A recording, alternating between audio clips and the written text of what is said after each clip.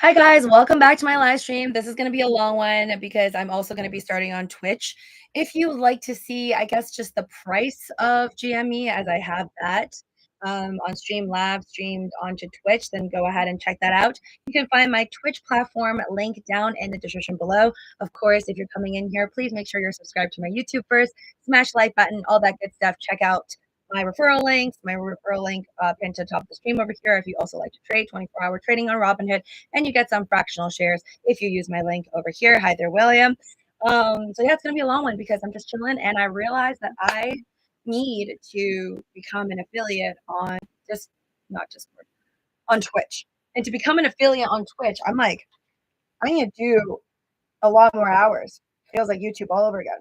I mean, I guess it wasn't as hard as YouTube. It's not as hard as YouTube to become an affiliate. You need 50 followers, whereas on YouTube, like on Twitch, you need 50 followers, it says. Stream 8 hours per month, which I already streamed 2.86 hours. And I need to do 7 streams per month, which I'm also not very good, like 1. And I need an average of 3 concurrent viewers. So if you want to help me out, go ahead and open another tab and you could watch this one if you want. But go ahead, and if you want to support me and help me out on the concurrent viewer thing, follow me on Twitch down in the description below. You'll find me. And yeah, just keep it open and watch it, or like chat in it or whatever. So I'll like pop back and forth if anybody's chatting on that chat because I only have like 50 followers there, so I'm not sure.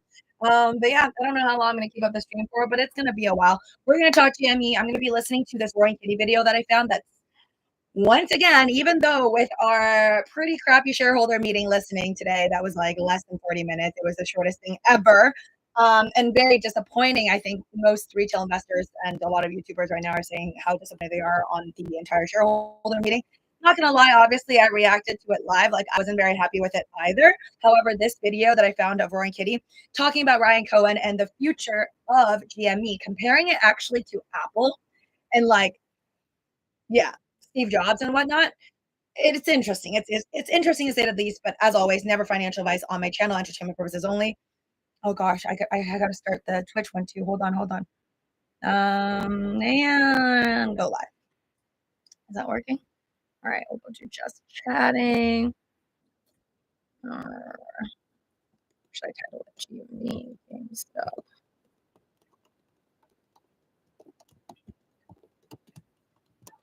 All right, I think that's content classification.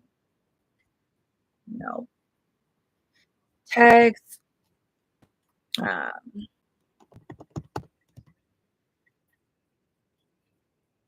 Sorry, just gotta put in my tags for it.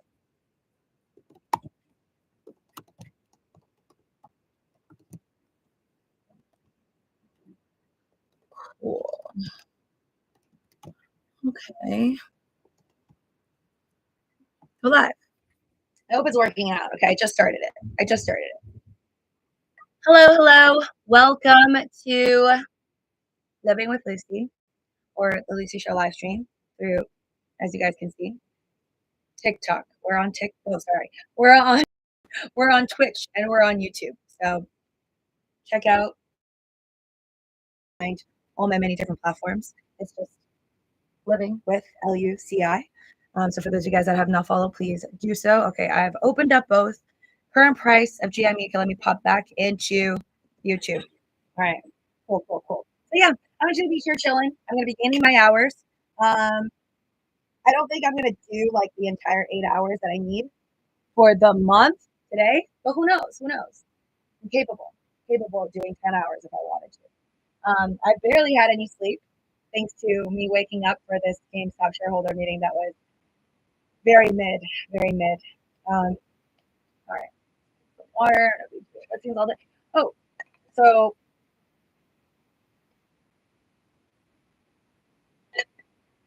if you were watching my earlier morning live stream, hi guys, hi there, motivating.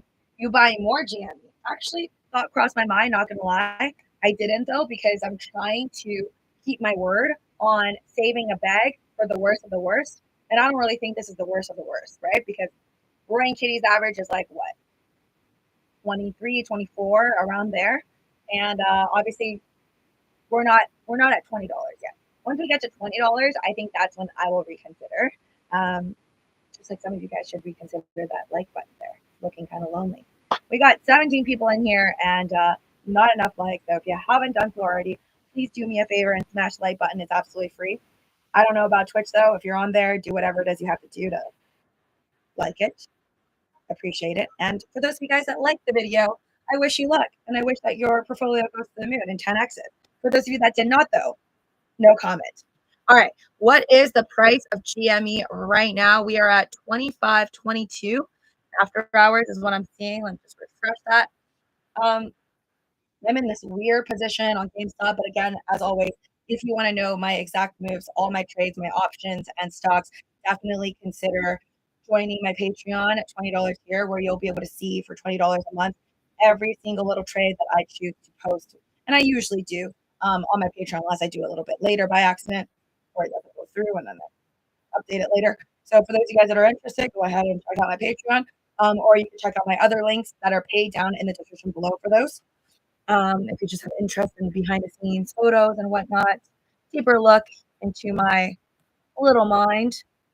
But yeah, right now I got call options, I got sell call, buy calls, and then just trade up shares. But I still have a bag on the side, kind of like waiting on the sideline. I do regret not making a sell on a Uniswap because I was doing a stream early in the morning. And I was up like $500 and I didn't sell, and now it's in the red again. Crypto today, man. Crypto's just it's not pretty. It's not looking good. And the thing with crypto though is I still have hope for Ethereum. Ethereum's not low enough. Like earlier, I regret not. You know when Ethereum was like 3,300 something, I kind of regret not buying at those levels because I don't know if we're going to really dip there again. But if we do, I think at least with Ethereum, I can't speak for anything else, but I feel that at least with Ethereum, there's like a catalyst with the most likely July Ethereum spot ETFs actually running because we know it's been approved with the SEC, but it's not actually being traded yet. So I think with Ethereum being officially traded, that would at least be some form of a movement. And I said this earlier for YouTube, but let's say it again for Twitch. It is never financial advice here, guys. Never financial advice on Twitch or on YouTube, any of my platforms. Do your own DD, entertainment purposes only. So if you're in here and you like it, then great.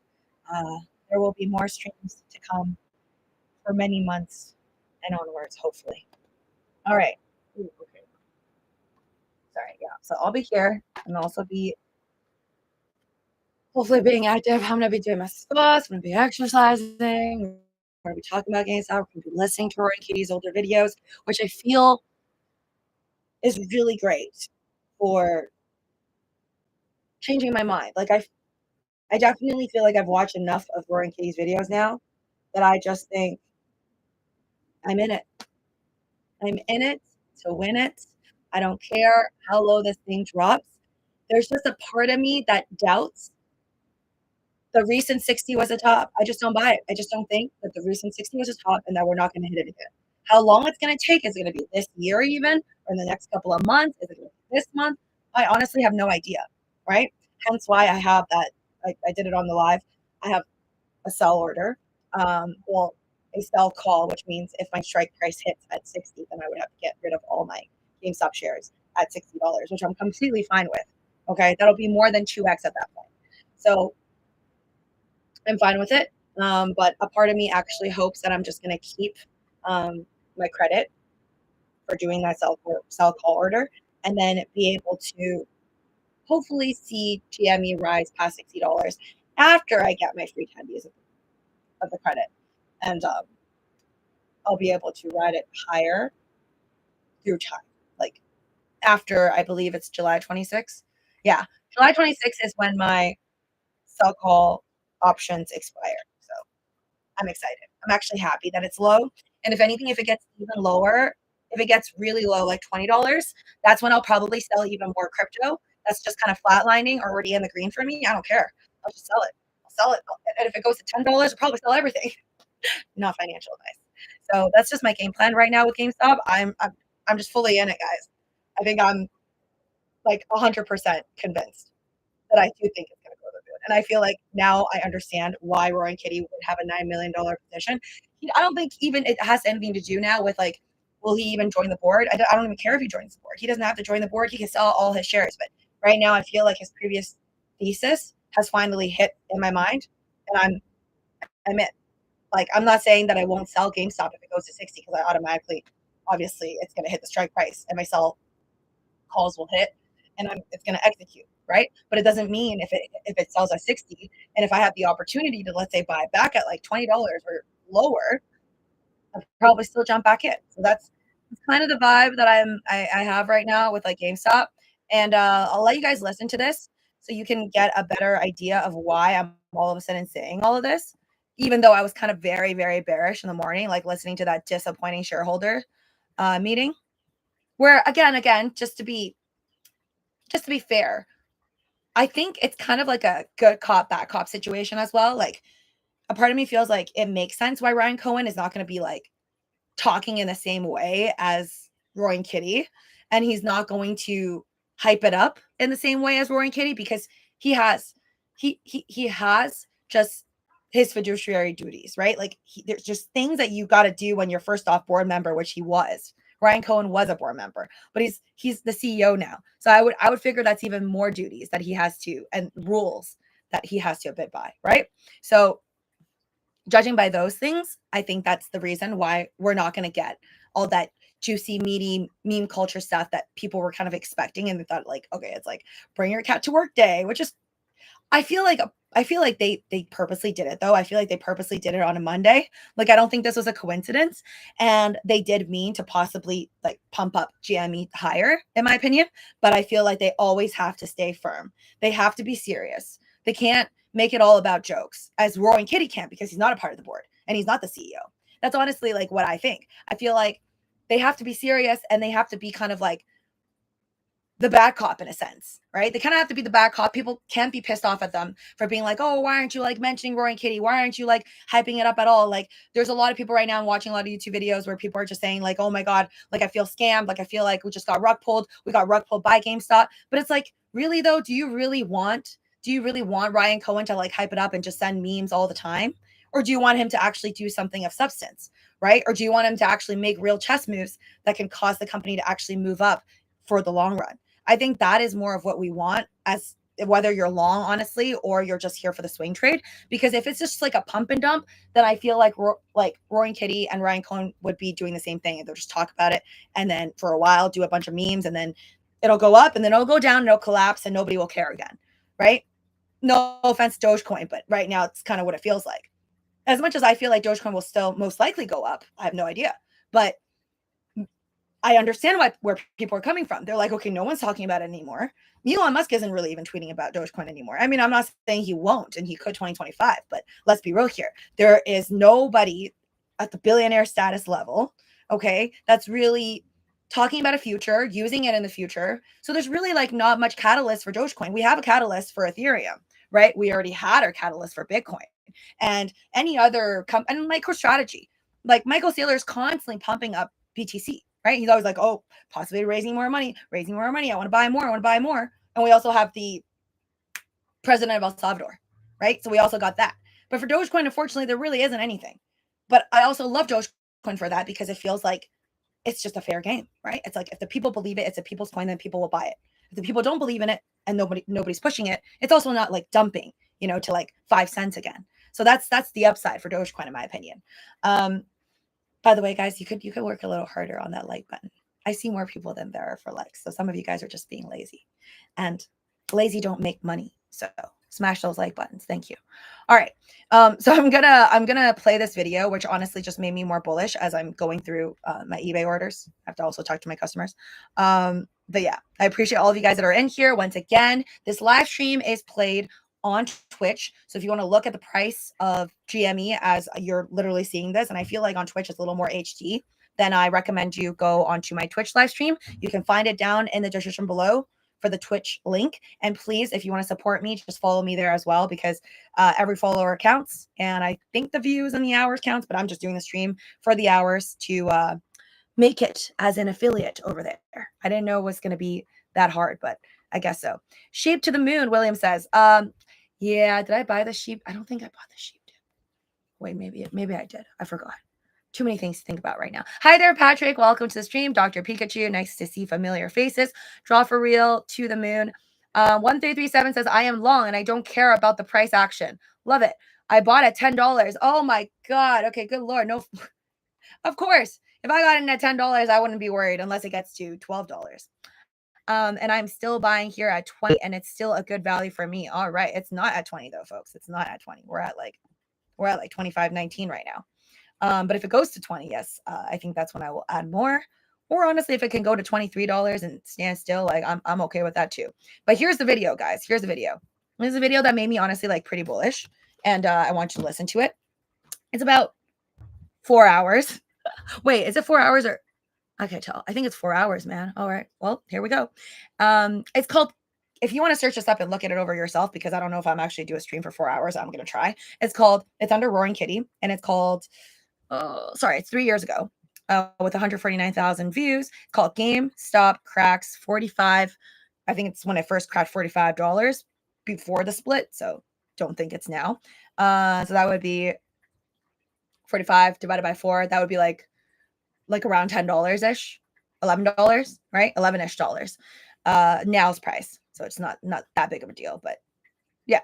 Anyways, it says, could news of Ryan Cohen's strategy trigger a GME short squeeze? Okay. But listen. So here we go. Starting soon. I love his intro. Okay.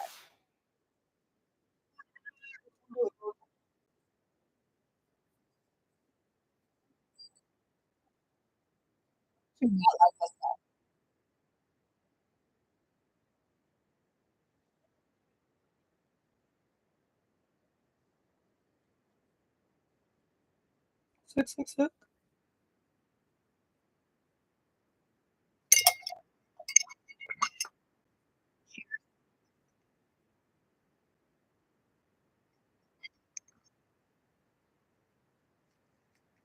Oh my God. Only Wednesday.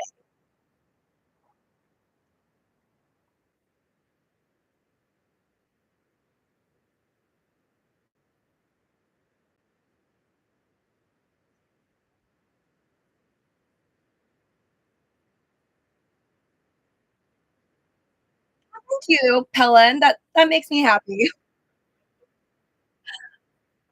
long as you guys are happy watching.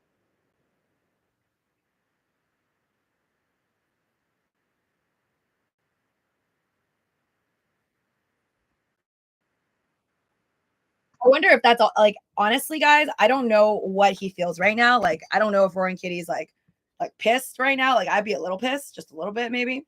But maybe he's not. Maybe he's not. Maybe this is working like in the way that he wanted it to. Because if you listen to all of his videos, like he is so bullish on Ryan Cohen, like it is crazy. I feel like the amount of kind of like the hope that I have into Roaring Kitty is like he has like 10x that amount, but just like on Ryan Cohen, if you actually like watch the videos. Um, so I guess like if that is the case, and that's how I feel like in a sense, Ryan Cohen is a catalyst to how Roaring Kitty also made the money. Yeah, we can turn it around and be like they both helped each other because without Roaring Kitty, without the community, without the rally of the Wall Street bets community and just like all the meme stockholders and everybody, then GME wouldn't be at the price point that they are at and the cash position that they are at right now, super comfortable at like $4 billion in cash when they're only at like a $10 billion market cap. Like it's kind of like this circle of like everybody helping everybody out. So I feel like at the end of the day, even if I was Roaring Kitty, I'd be maybe a little bit mad that like they kind of released the earnings and killed off his options and he went from like 900 million to like probably 200 million ish now. I'd be not happy about that, but I feel like you can't really, as Roaring Kitty, even hate on Ryan Cohen, and Ryan Cohen can't really hate on Roaring Kitty for anything. He should be thankful. That's how I feel. But I'm gonna ask you guys: do you think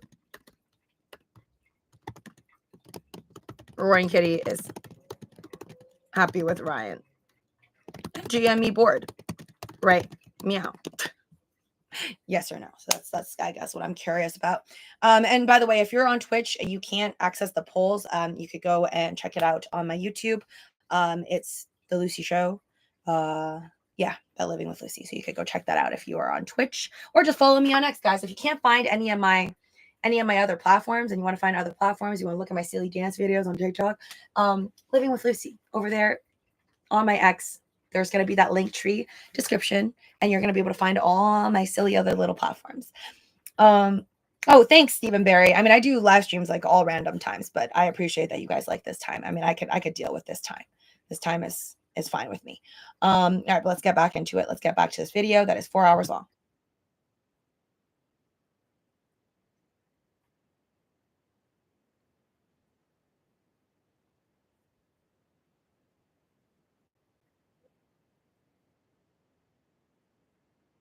I'll be around.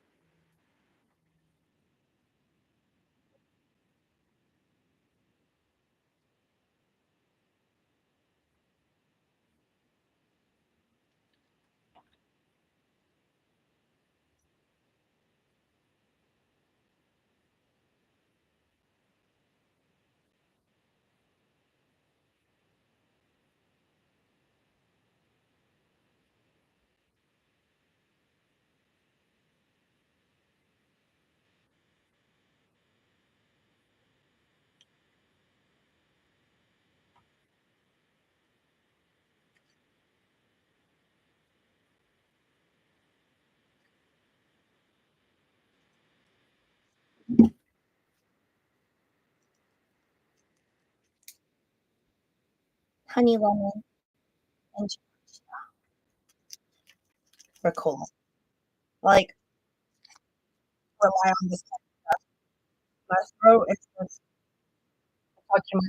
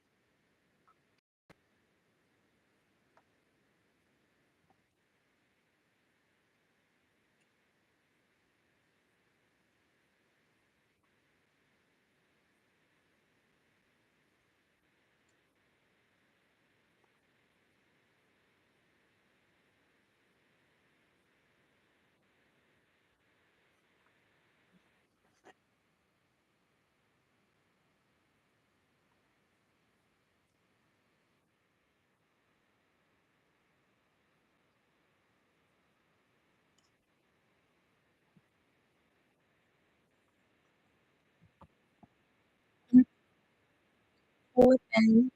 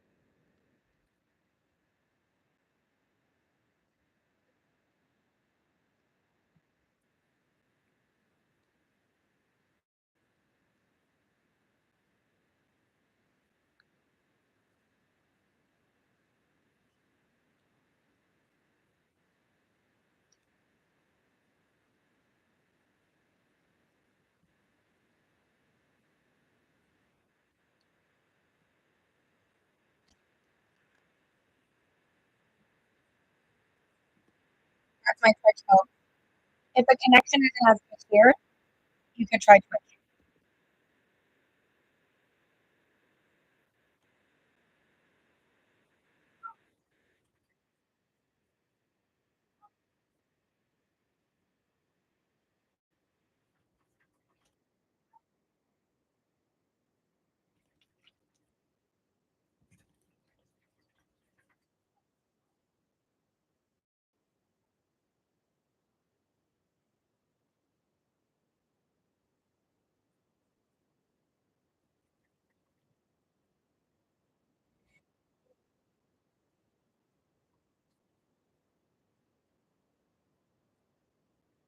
See, like, do you get what I mean? Like, I feel like this part where he's talking about back when this is 3 years ago when GameStop first reached like $45.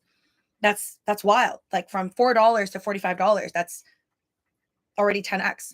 But people were still pissed. Like people were still not happy. And they were like, this is BS. You just heard him. That was 3 years ago where a kitty was stating how the general like census was that people weren't happy. Regular retailers were like, well, like Ryan Cohen didn't say anything. There's no strategy there. And he's saying, like, well, like he didn't really even care back then. He didn't even care back then after they already 10x. And yes, we're at a higher scale level. And one would think, okay, 3 years later, they would have done more. So I don't know if Roaring Kitty's like possibly a little disappointed that not more has been done. But at the same time, I would argue a lot has been done because from 2021, you can watch this video. I heard a little more afterwards. I'm just rewinding it for you guys from what I heard in the morning. Roaring Kitty later goes on to say that, okay, he's joining the board, but I don't think he's actually going to be the CEO. Like he didn't actually think that Ryan Cohen would even become the CEO, even though he was like really, really bullish on Ryan Cohen, like being a part of GME. So there are things that like Roy and Kitty can guess. And then there are things that like even he had no idea could happen, but then that would change his thesis. And I would argue the fact that this man is still in it at all, the comeback, the showing of the portfolio going from 900 million, not caring, and then not sweating about it, and then coming right back down, sliding to these prices, which honestly, most people feel bad for him, right? Like, heck, even I feel bad for him. And I don't feel bad for people who are millionaires. Like sliding back to like around this 20 something dollar range, which just sounds like total BS. But hey, I feel like he really, really like believes in the stock. And like as you listen to this, it kind of makes sense. And I feel like out of everybody who understands the stock, Roy and Kitty probably wouldn't care as much as I'm not happy about this turnout of the shareholder meeting. Don't get me wrong. Even though I wasn't actually expecting merger acquisition news because supposedly for people who actually, run these businesses are like saying that it's way too soon to release anything. It doesn't happen that quick. Oh, Arca. Oh, thank you. Let me get out my little sound machine. Love that sound. Thank you, Arca in the house. Kill it, Lucy. But yeah. So, anyways, that's just I think that just this video, like it just like and it was fate. Like this video just popped up. I'm like, I was like searching. Like you guys know I've been watching, like I probably watched like at least 20 hours of Roaring Kitty videos already. But I know there's so much more. But anyways, I've like even on just the live stream, I already like kind of like listened to it and chatted with you guys and made commentaries on it for like about 4 or 5 hours. And those videos are ones that I just like, kind of looked at the title and I was searching for on his YouTube channel. But this one just like it was just a gift. It just like popped up on my feed and I'm like, oh, let me click into it.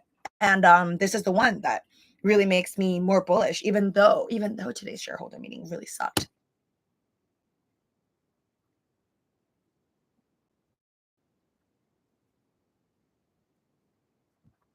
Just because we don't know what it is doesn't mean it won't unfold, okay?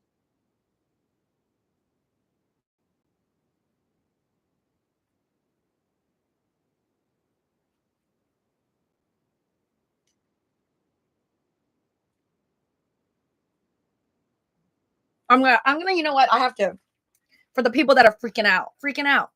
I think I'm just gonna record this section and then I'll post it on my text.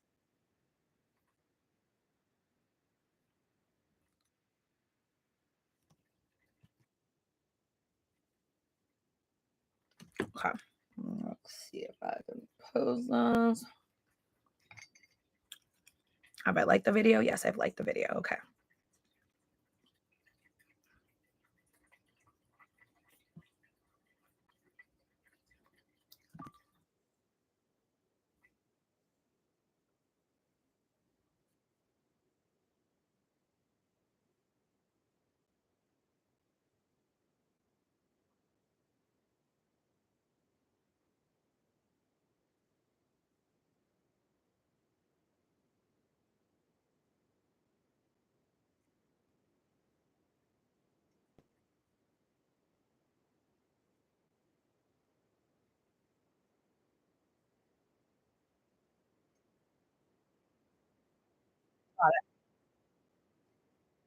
I just recorded that section so then you guys can see it on X. Hold on. Living with Lucy. That's my ex. Follow it. I'm gonna post that just because I feel like I was kind of like downers all day until I came across this video. And I like, again, this is not telling anybody. This is not financial advice, by the way. I'm not posting this to be like, oh my God, this means a video from 3 years ago from Roy and Kitty. Like, oh my gosh, we're gonna go to the moon. We're for sure gonna go 120, like, or $300. Like, yeah, that'd be great. But I'm not saying that. I'm just saying that this kind of makes me understand more of why he would even, be here still. And then I feel like he's probably a little bit hurt, but not as hurt as probably the regular basic retail investors that were pretty pissed today listening to the shareholder meeting. Okay, let me just put it in. I feel like I tag Roy and Kitty all the time, but like I don't even know if he's too popular. There's no way he'll even see it. I try. This video is from 3 years ago. And he states how just because the board and Ryan Cohen and Ryan Cohen, did I even follow him? Yeah, I did. Ryan Cohen didn't release info on me or nothing is happening. But then he goes on to talk about like Apple and Steve Jobs. So I'm excited for you guys to hear that part. This entire video on YouTube, I recommend y'all check it out, but not financial advice. So let me see what you guys said about my poll here. I'm like, did you think that Roy and Kitty is happy with? Wait, do you think Roy and Kitty is happy with Ryan and GME board right now? Okay, at least most of you guys do believe that he's happy. I feel like he's probably like a little bit stunned. Because I mean, I don't know if the only thing I feel like he didn't expect was them releasing earnings like right before his live stream. I think that was the thing, because anybody in the right mind most likely would have probably sold those call options when it was worth a lot more than when he had, gotten rid of it. And then he probably would have cashed out like 900 and bought back in at the dippity dip. But anyways, the entire need to recommend y'all check it out, but not financial advice. Do your own research. Okay. Yeah. All right.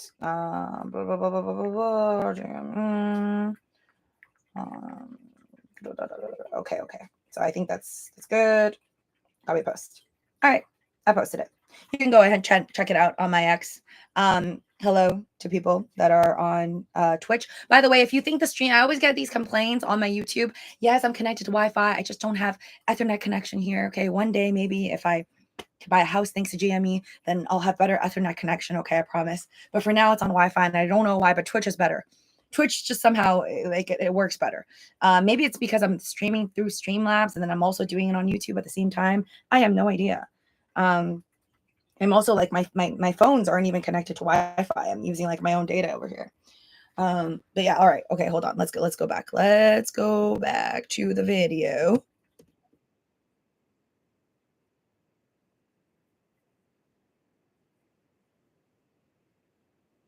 What is his pay grade now? I wonder.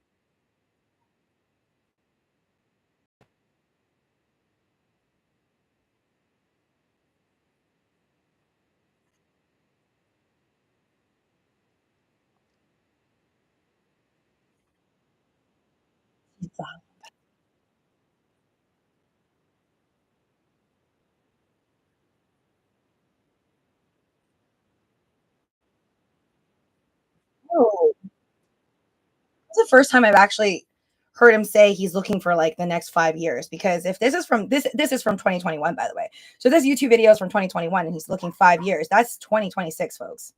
Like we're not even close as he said. Like he's gonna look at the growth of this, and he's all about the value. Um, I actually didn't know this. I've been trying to like listen to like I said, a bunch of videos, and people ask him for price targets over and over again, like what basically what price he wants to sell at. There's never been an answer, and he's like, it's kind of really hard to put a price on it, which makes sense. I mean, he's really stuck to his words. He really does obviously find it hard to put a price on it because he didn't sell at the all-time high back in 2021. I mean, I kind of regret it for him, but anyways, yeah, he didn't have a price target on it, and then clearly in 2021 he's looking at a time horizon of like 5 years. So that will be like 2021 plus 5 years, 2026. So we're still far. I'm not saying I'm going to hold till 2026 though.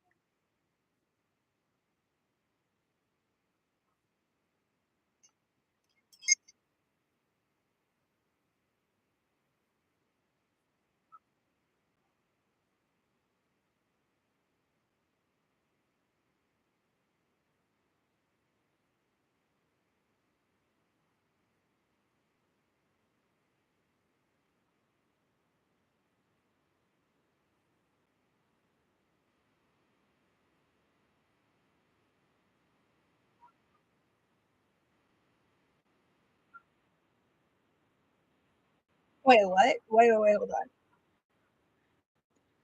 Arca, by the way, Arca, thank you so much for. I saw that you follow me on Twitch, which I'm really grateful for. For those of you guys that have not followed me over there, even if you're going to watch it on this YouTube and you're going to be on the live chat, still try to help me out and follow me over there on Twitch because followers count. I'm trying to get to become one of the affiliates over there.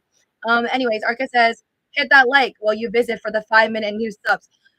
Lucy, you got to get that 5-minute new sub wait out. Just tried sending you the team. They're waiting. Oh, okay. All right. So yeah, I think new subs it takes 5 minutes to like make any comments. So you gotta subscribe. Oh, hi. Thank you so much for sending more people onto my live stream. Appreciate it. I mean, we're just out here killing. We're just out here killing, and I'm gonna be listening to Roaring Kitty. So I'll let the goat, the one and only, talk for his 4 hour long thing. He didn't talk about Apple yet, but he will. And I think that that's the part I really want you guys to.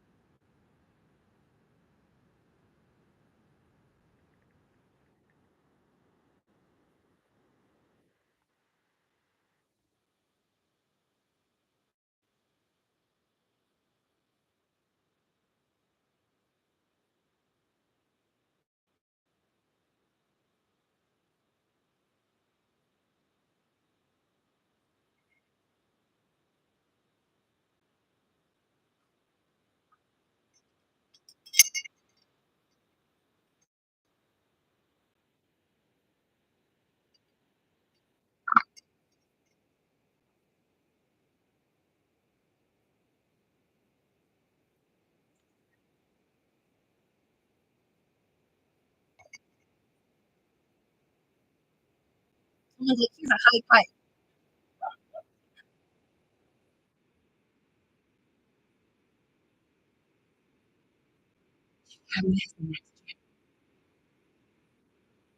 I actually think I heard on CNBC today, or like some news outlet today was saying like, don't expect GME to be the next Nvidia. It's not going to be the next Nvidia. Or somebody said that for sure. I'm sure people are making fun of anyone who bought GME at like $60 or $40 or 30 plus. And I mean, yeah, that's fair. It's right now it's not looking too good, but I still have very high hopes for GameStop. So I'm excited. I mean, am I technically a bag holder right now? Absolutely, but I'm excited. Oh, wow, thank you. Thank you. Oh, well, we got some generous folks in here. I'm surprised because the market's not even that great. Thank you, Jason Harden. Happy Monday from me and my Arca wifey gal. Oh, thanks, guys. I really, really appreciate it. Um, GME done. TGDZ DZ says, LFG.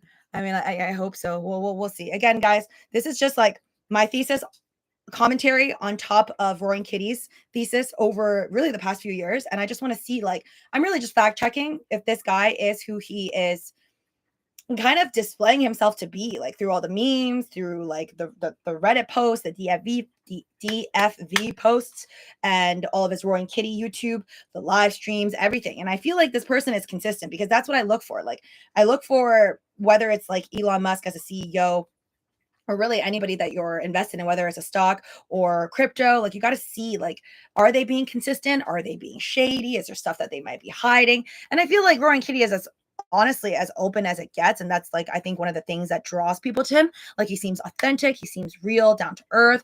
And there's just really not much that he's honestly like trying to hide. I feel like if anything, he shares too much to the point where, I mean, he had to go to the congressional hearings.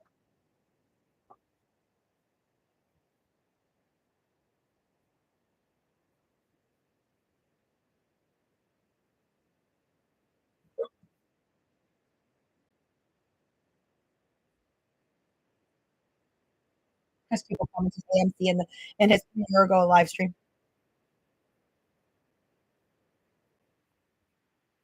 Oh, thank you guys on Twitch. I have way more viewers.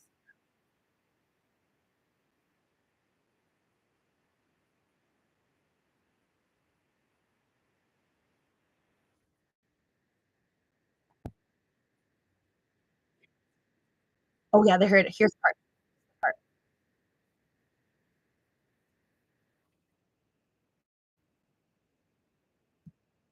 Oh, thank you so much. Possible for real. Thanks for the sheep sticker. So cute.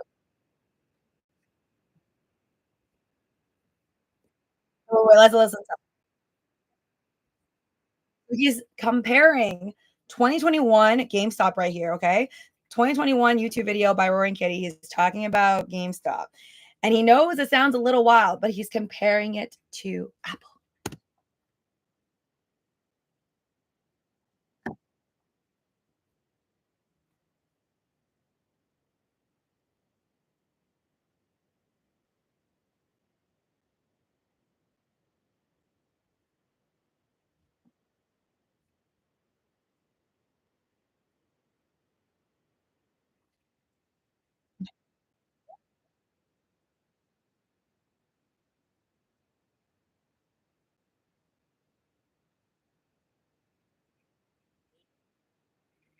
I wasn't old enough to buy Apple stock when it was like in the beginning, like the beginning of time or whatever, whenever Steve Jobs like took over. But yeah, high regrets that I wasn't able to be a part of that. And imagine if you shorted Apple. That's just wild to me.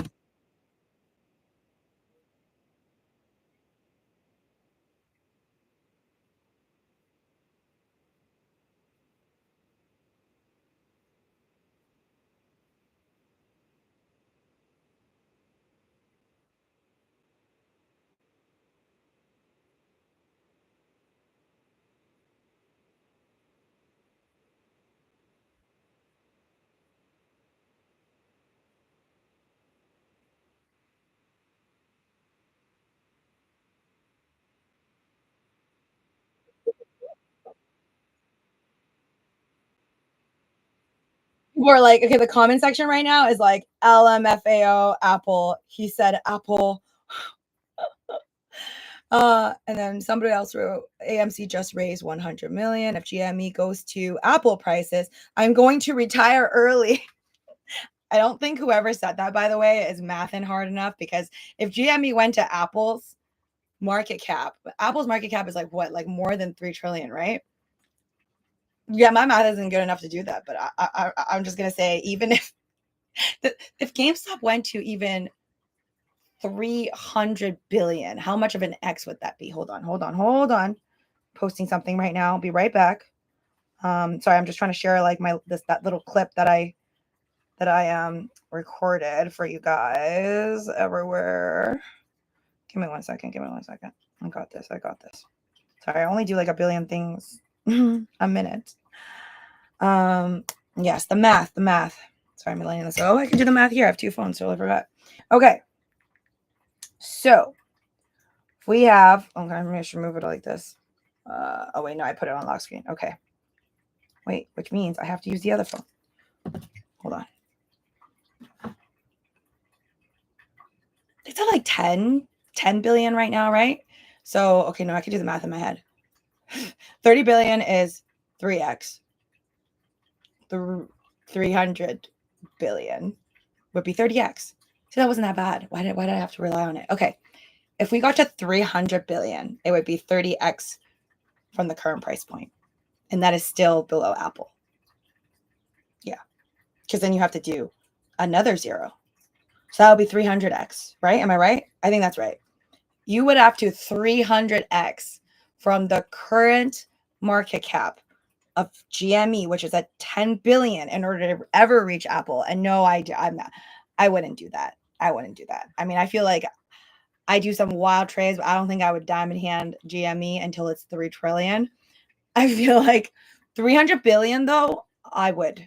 300 billion, it's like shocker, like very shocking, but not shocking enough for me to fall off my chair.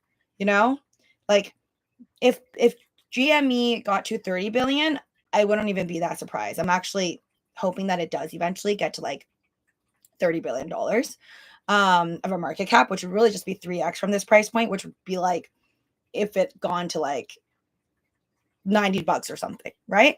But for it to go and do like a yeah, for it to do like 300x, I don't think so. Even 30x, I could like almost live with that. Oh, you guys are so kind. Thank you. Yeah, you do your thing, girl. All right. I appreciate it. And how are people doing on Twitch right now? I'm sorry, I like jumping back and forth, but thank you guys so much for the concurrent viewers. Yes, I need that. So somebody on Twitch said, no one on YouTube can hear the Roaring Kitty video you're playing. So when you start texting, there is no audio. Wait, what? Really?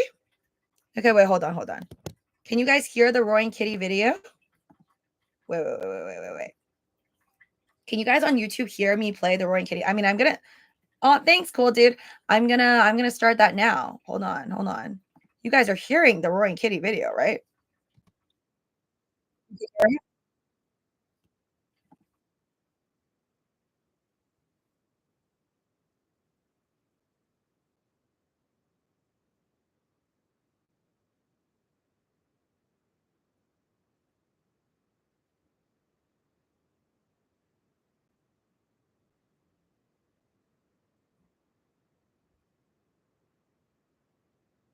Wait.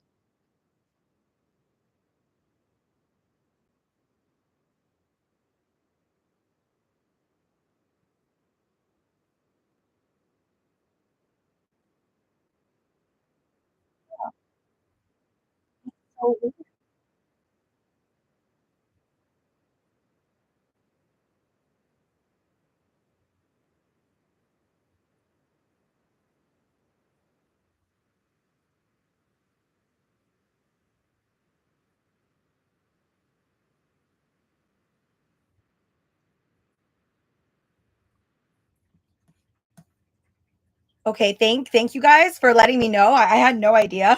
It's never done that before for me before. I swear before when I play videos, or maybe because I'm doing Streamlabs at the same time as doing YouTube. I've never done that before, so maybe that's why it's not really playing the Roaring Kitty video. That's so odd. Thank you, Arca. The fam keeps the thing alive. You guys are amazing. Thank you so much for the support, by the way. Let me try to figure this out. Okay, so you can only hear me talking, but the people on Twitch, that's so confusing. Matt says 30x. That's my wife changing money for me. Wife changing money. Oh my God, please, you guys. Do not leave your wives just because you make 30x on something. Because I hope you guys make 30x, but I don't want you to leave your wives. Okay. Let's see here. Why is it like this? Did I do something? Does anybody know how to work Streamlabs in a way where I can undo this? Because I swear I didn't click anything where I can't let people hear Roaring Kitty on my YouTube live stream. Very odd. Okay. Thank you. How am I supposed to do it?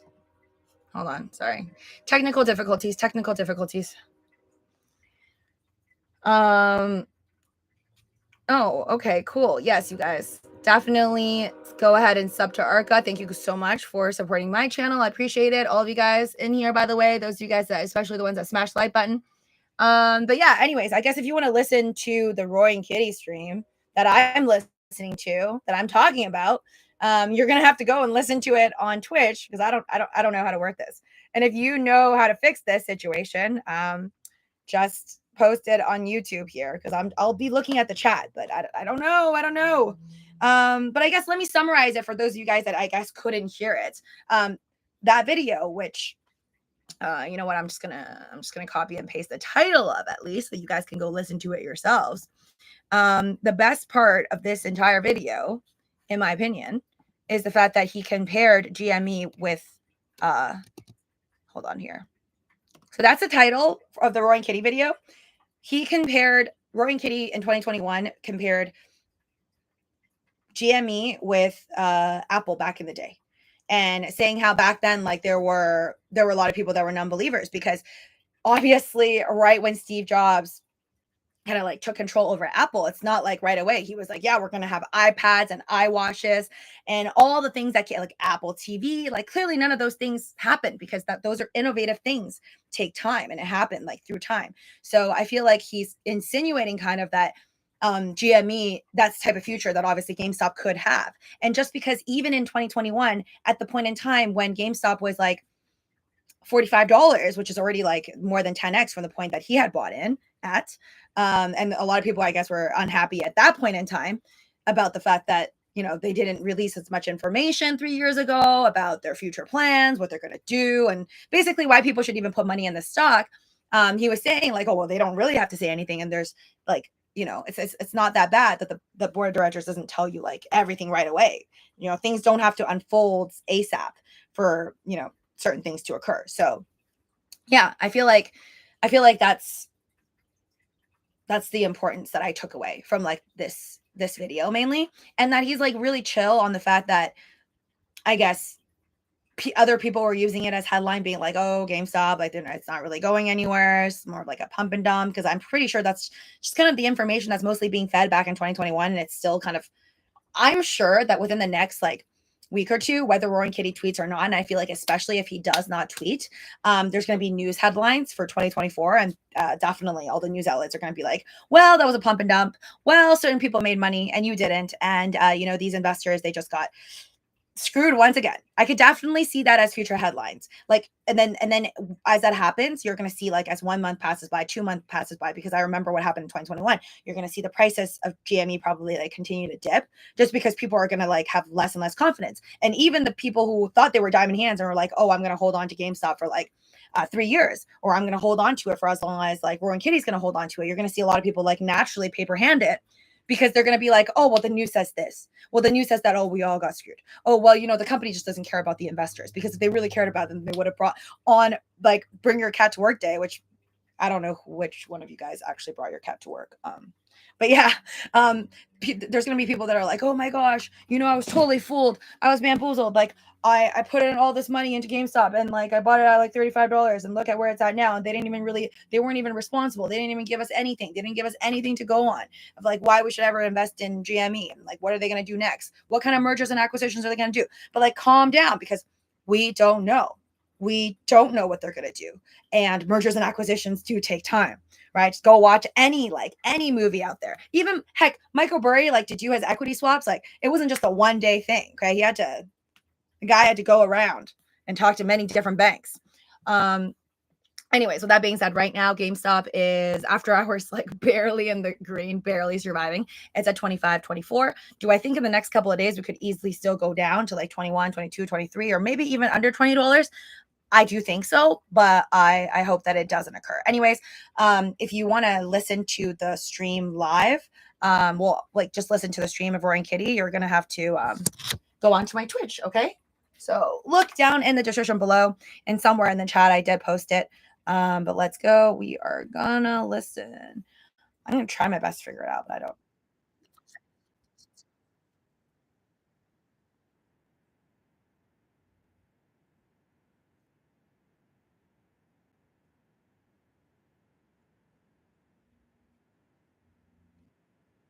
Oh, you can hear me.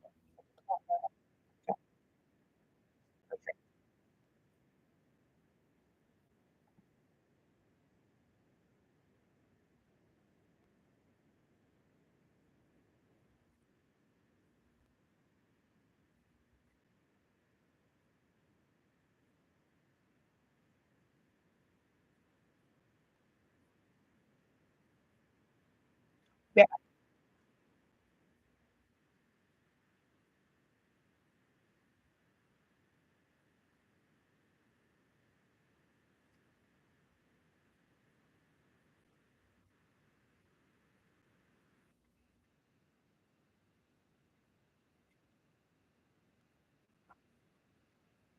Oh, oh.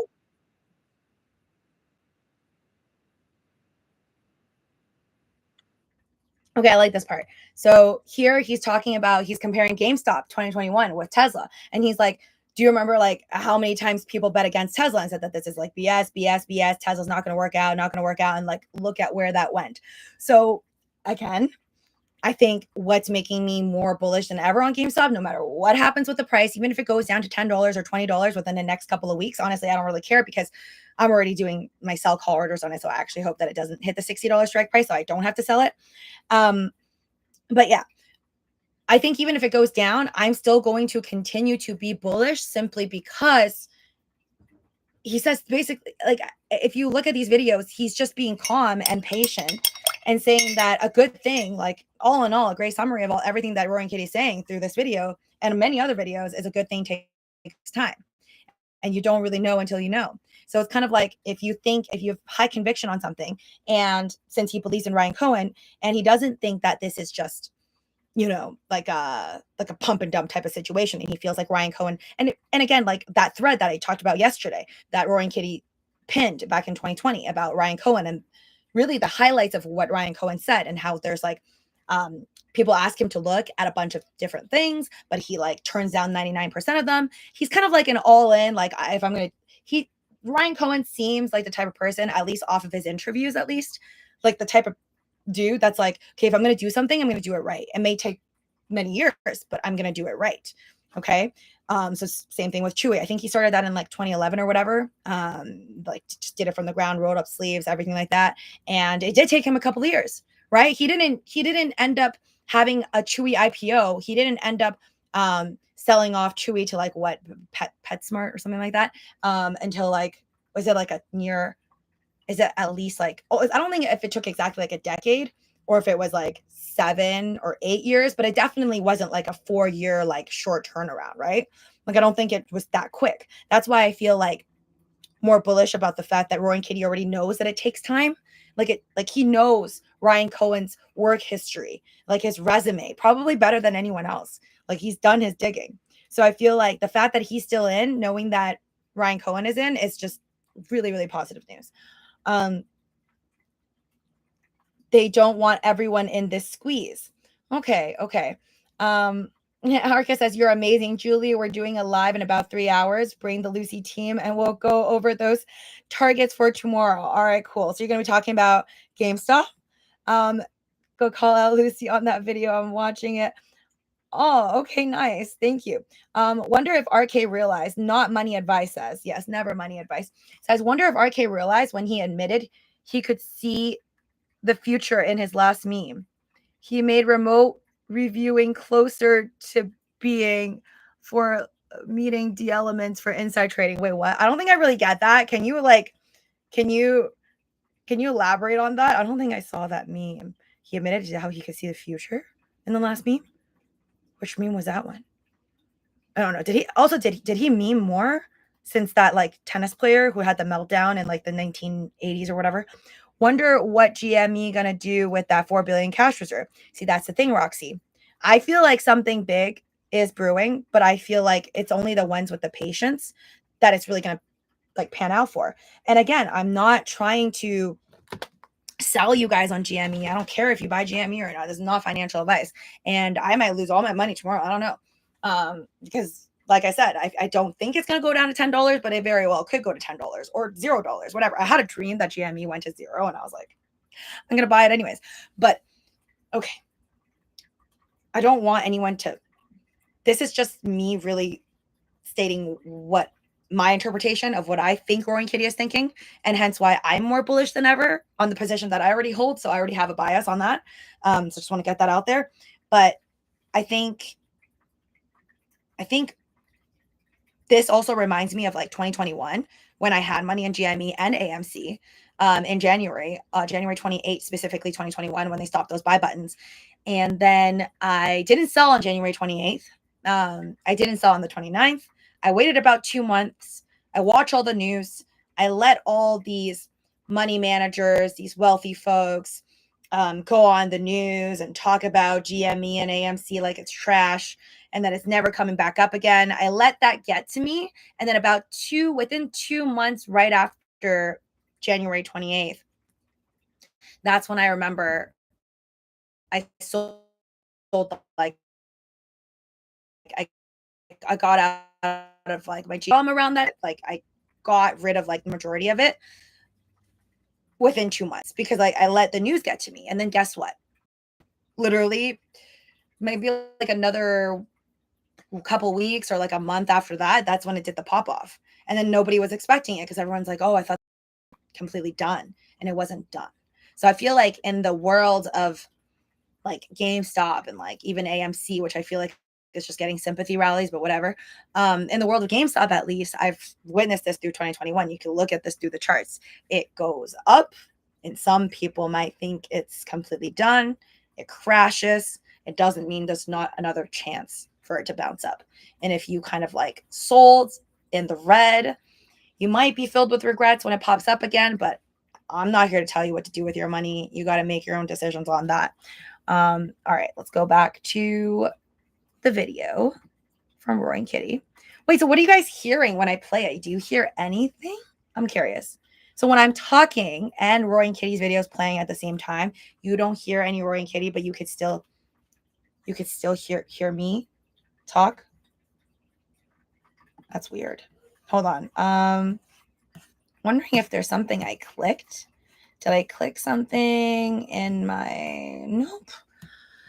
I didn't click anything special on my YouTube. It's just recording date. Yeah, everything seems to be normal. I don't know what's going on. Under customization, maybe? Nope. Nope. Okay. All right. Okay. Let me see. Let me look at that. Let me look at that Roaring Kitty tweet if there is one. Hold on.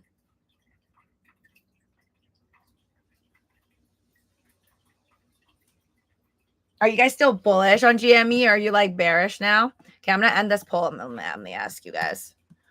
Are we bullish or are we bearish now? Because I was very bearish in the morning, but I'm feeling pretty okay right now. And by the way, thanks to all of you guys that smashed the like button. You're the best. Are you bullish on GME? Yes, for bullish. Bear. Just curious. Honest opinion. You don't have to be invested to take your vote on this. But hold on. Oh, sorry. I was going into X. All over the place. Okay. Roaring Kitty. He's like the first. My number one search now is Roaring Kitty. Oh, okay. Yeah. Thanks for clarifying that this tweet which is really hard to see. But I guess that's 3 hours ago. So he did it 2 hours after the meltdown tennis dude who I never knew about. I'm like learning so much history through these memes now. But not money advice says, yes, RK dropped a Bruno's Vision and Ensenado movie clip meme. I've never watched. Is it a movie clip? I don't know. I don't think I've ever watched this. So thanks. But what is it? Okay. I don't think it. Okay. Swagmaster says, I think the software you are using is only showing the roaring kitty sound and GME chart on Twitch. YouTube is your live voice / video only. Yeah, I feel like it's only happening though because I have the Twitch one on. But I don't know how to like I don't know why it's doing this.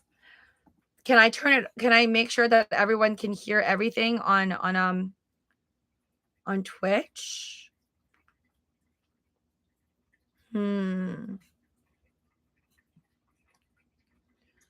Hold on. Video capture. Oh, maybe if I turn off the video capture device. Okay, wait. Click to switch on. So I have this video capture sound thing on. Maybe that's why. Okay, let's try it. I turned something. So let me know if you can hear Roy and Kitty in 3, 2, 1.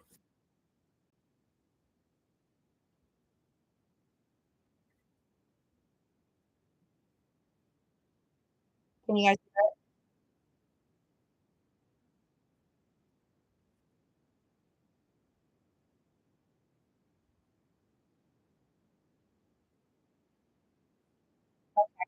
Okay, I'm gonna keep trying. Hold on.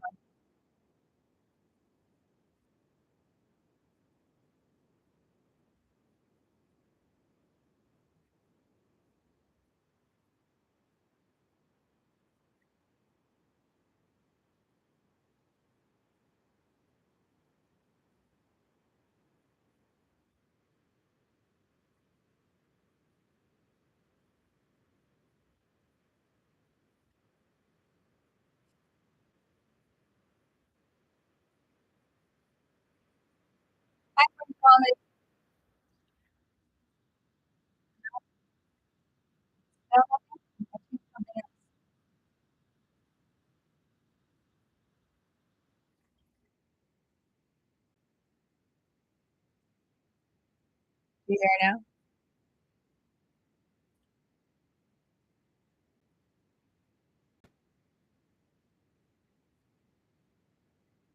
Okay. So it's not. I thought it would be something. That's fine. That's fine. Give up on that. Try to figure it out another time.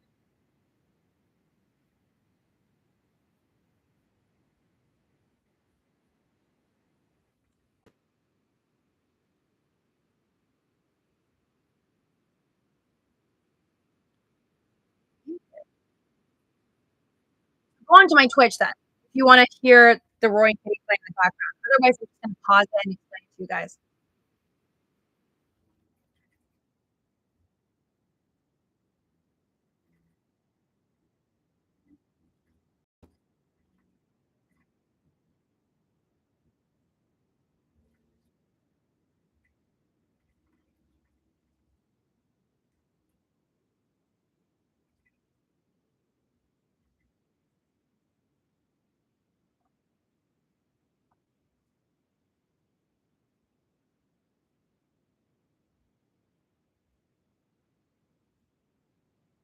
So he's saying that betting against Ryan Cohen, well, again, 2021, is a risky bet because you're betting against him and the crew.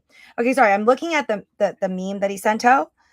Okay, the Butcher of Wall Street says Bruno Madrigal has power of visions of the future. So I'm trying to look into the meme to understand it better. So I'm looking at this meme and then the explanation by the Butcher of Wall Street. It says Bruno Madrigal has power of vision of the future. He sees them in green mist.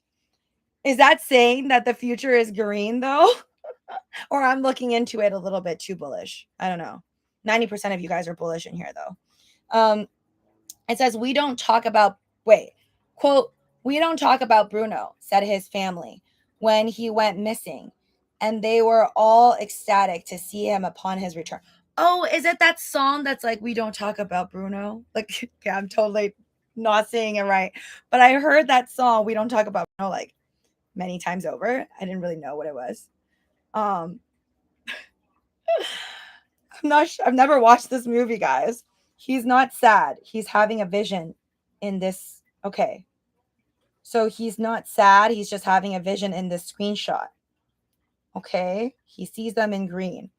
So I guess I don't know how you guys are interpreting this, but if he's not sad, he's just having a vision and seeing them in green. I would think of that as he's just having, like Roaring Kitty's telling us, his vision for GameStop is just going to be green. Like it's just going to be to the moon. How do you interpret that besides that, right? Because it's saying he's not sad, it's saying that he sees visions in green. So the vision in green must be the future. I'm still reading into the Roaring Kitty post of like, oh my gosh, I didn't know he was so like Easter egg and coded. He's like Taylor Swift and Elon Musk. Like that's what they're like. But I'm still reading into this where people are saying that that's actually it occurred on if you look at the comments, it occurred on 1981, June 22nd. I feel like the significance of him using specifically this meme, in my opinion, is because he's kind of saying that June 22nd something might happen. Who knows? Maybe he'll show us a portfolio on June 22nd, or maybe he's going to execute a bunch of call options that maybe he bought today. I don't know, but I'm just going to assume that maybe I put June 22nd here. So just to remind myself, I feel like if something had to happen, it would be June 22nd. If tomorrow we rip, remember I told you, Game says. Okay. Okay. So you think tomorrow we're gonna rip, but based off of like what specific? Like, is it the memes, or what do you guys think is gonna happen? Oh, right. 22nd is a Saturday. Could he do a live stream on Saturday and then pump it for the next week? The 21st, the only significance of this Friday, the 21st, would be the quadruple witching, where like the 4 different types of like expirations for the contracts happen, right? So there could still be something going on there, in my opinion. I hope it's tomorrow because obviously I'd rather it go up. Like obviously I have sell calls, executing nearly all of my shares for GameStop at $60. So I'm totally fine with it hitting $60. Pray for me that it pumps tomorrow to $60, or heck, pre-market $60. We'll see. I'm fine with that. And if it drops again, then I'm just going to buy in more. But right now, currently speaking, we are at $25.15. I'm down. I don't know about you guys. Let's look at the rest. Okay, like crypto market, absolutely garbage. Like it just made me wonder, did everybody sell off their crypto and GME and AMC and like all the meme everything and then just like buy into Tesla today? And all the blue chip stocks. Okay, let's see here. So we got Bitcoin, 66,000, Ethereum at 3,500, BNB 600, Solana 143, which is still shocking, shockingly high. XRP at 50 cents, Dogecoin 13 cents. Yeah, Dogecoin and Solana both down 9% in the last week. Toncoin is not that bad. It's behind Dogecoin now. They're like neck to neck. They're both at 18 billion market cap, which kind of pisses me off because I'm like, do you remember when Citron Research like recently mentioned Dogecoin? And they were like, oh, Dogecoin's still at like 20 billion, which means the market stays irrational. But now we're below the $20 billion mark, which really pisses me off. That's a little bad. But I'm glad that at least Roaring Kitty's tweeting. Like otherwise I would just feel bad. Like how bad is he hurting, to like he must be hurting really bad if he can't even tweet no more. So at least that's happening because the hedgies are selling their crypto to cover. I did see somebody say that on Reddit. They're like, oh, maybe all the crypto selling off because like all the hedge funds need it. But I don't know. Or maybe crypto selling off because people are getting ready to buy. Imagine a part of me, because if you watch like older Roaring Kitty videos, he did talk about crypto and he did say good things about it. Like, I don't remember him saying that he owns it, but I remember him saying like good things about crypto though. So I don't know. I wouldn't be too shocked, like with all his investments back in 2021, that he dabbled even a little bit into like ETH, maybe Dogecoin, possibly at least Bitcoin. I just wouldn't be too shocked. Although I never watched a video where he actually invested in like these more popular stocks like Tesla at the time, or even Apple at 100. But obviously, like he gets like more than 200% return. So I'm not sure if Apple would be like good enough for his appetite per se. Sorry. Anyways, I'm still here. We're gonna play Roaring Kitty, and I'll stop it. I'll like explain it if I feel like I hear something worthy. By the way,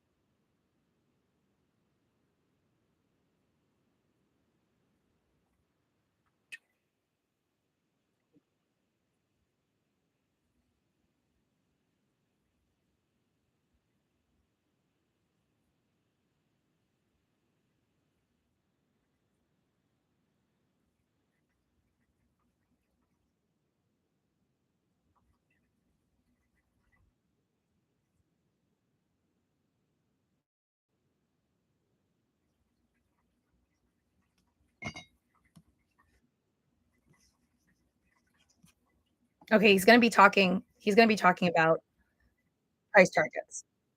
So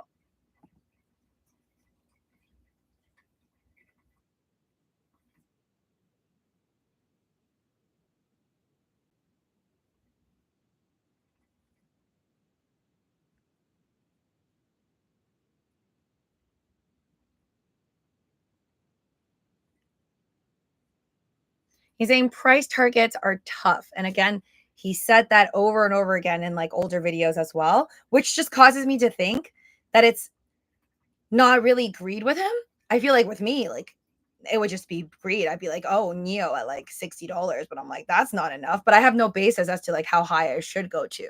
Whereas I feel like he's wise enough to have already done the calculations to see like just how much GameStop could go to. And I feel like with him, at least, my personal opinion, could be wrong, that Roaring Kitty isn't necessarily like not selling when GameStop was at 120, which honestly would have been hard because it just popped up and down in 2021. But I don't think he's necessarily greedy for like even not selling at like around $80 recently, right? When he first did the tweet. It's just that he has a higher price target, possibly. And he finds it hard to price it because there's still moving parts. And he, like us, still have no idea what is going to go down with the next chess move from Ryan Cohen. And that's going to be really like the big question. And I think that's going to add on to his overall thesis of when he could possibly sell.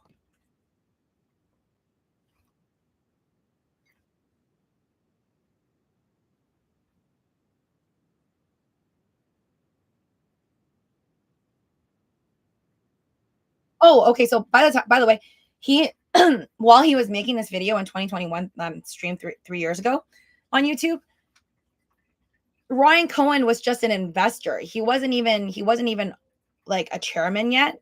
He wasn't CEO because he was chairman first and then he was CEO, right? So he's making this video actually in I believe 2021 when Ryan Cohen what this is I think because he's reading tweets from January 17, 2021. So I think that's probably around the time, which is crazy because 11 days later it like popped off and that's when all hell broke loose and buy buttons were stopped. But anyways, in 2021 around January like 17 when he's like doing these tweets, at that point in time he doesn't even he assumes that Ryan Cohen might be like chair one day, but he didn't think that he was going to be a CEO.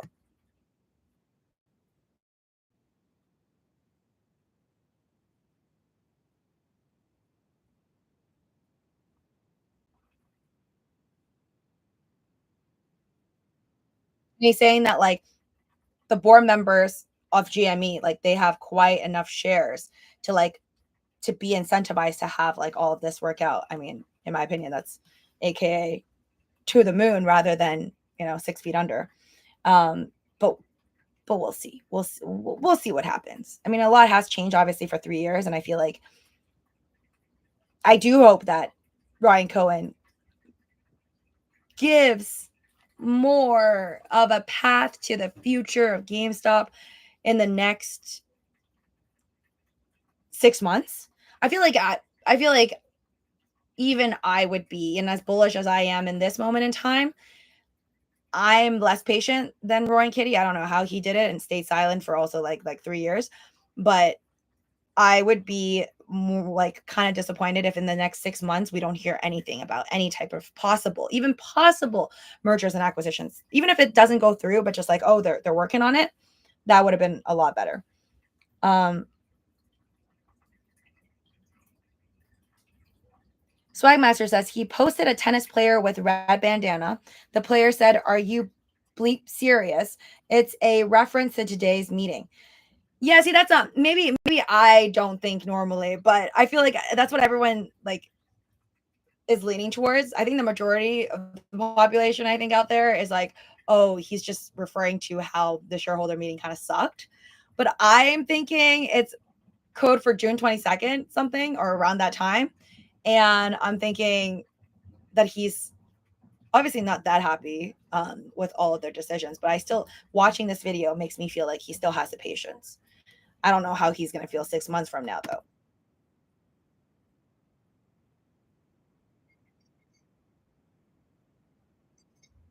You say he thinks chairman is a better role for someone like him. I think so.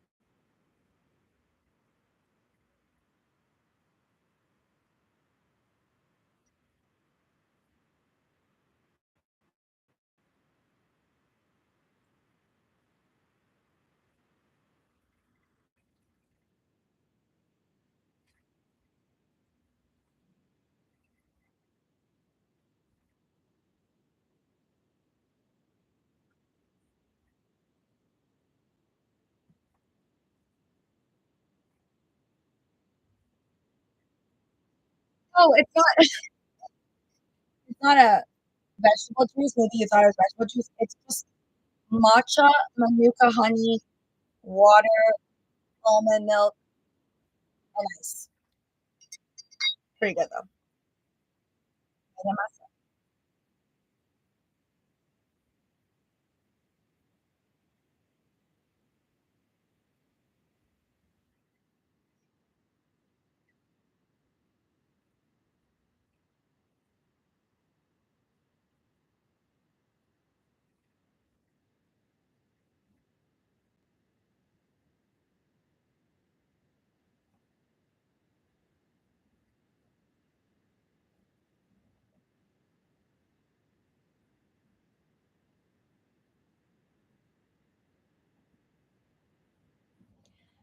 He's like, for some people, it could be frustrating, like not knowing the plan. Like, how can game, and this is 2021. He's like, how can people are arguing, like, how can GameStop run up basically at the point in time make of this video was $45 pre split? People weren't happy with, like, where's the plan? So, this is really like similar to what's happening today. There is really not much of a plan. I mean, I feel like there's somewhat of a plan. At least they filed for like possibility of doing mergers and acquisitions. So it's still better than before. Um, but it really applies to today.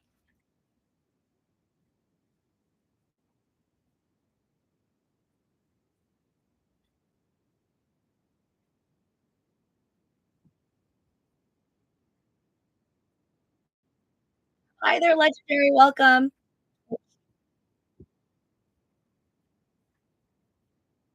Thanks, guys, for those of you guys that are supporting me on Twitch. I need it. I'm trying to become an affiliate.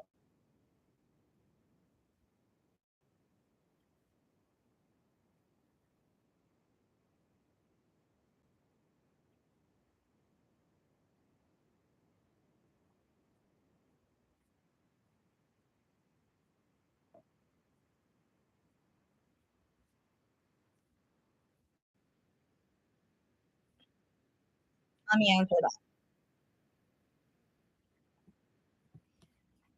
Good question. Pipple says there is only one way to take that, and that is he was not happy about the meeting. LOL. Honestly, would you have sold out if you was RK Roaring Kitty today? I know I would have. But honestly, if you were Roaring Kitty and watching that stock today, would you have sold? Seriously. No, not if I was Roaring Kitty. And like, seriously, I wouldn't. On not financial advice, but like, because dude bought in at his average buy-in was like, it's like 23, right? Correct me if I'm wrong. Sorry, I didn't like save it, but I think it's $23. I think it's around there. Or is it 24? But he was not doing well. So I wouldn't, if I were him and I have, yeah, he lost millions today. But when your buy-in average is kind of high, I mean, like now looking at it, right? Like it's not like his buy-in average was $10. Don't get me wrong though.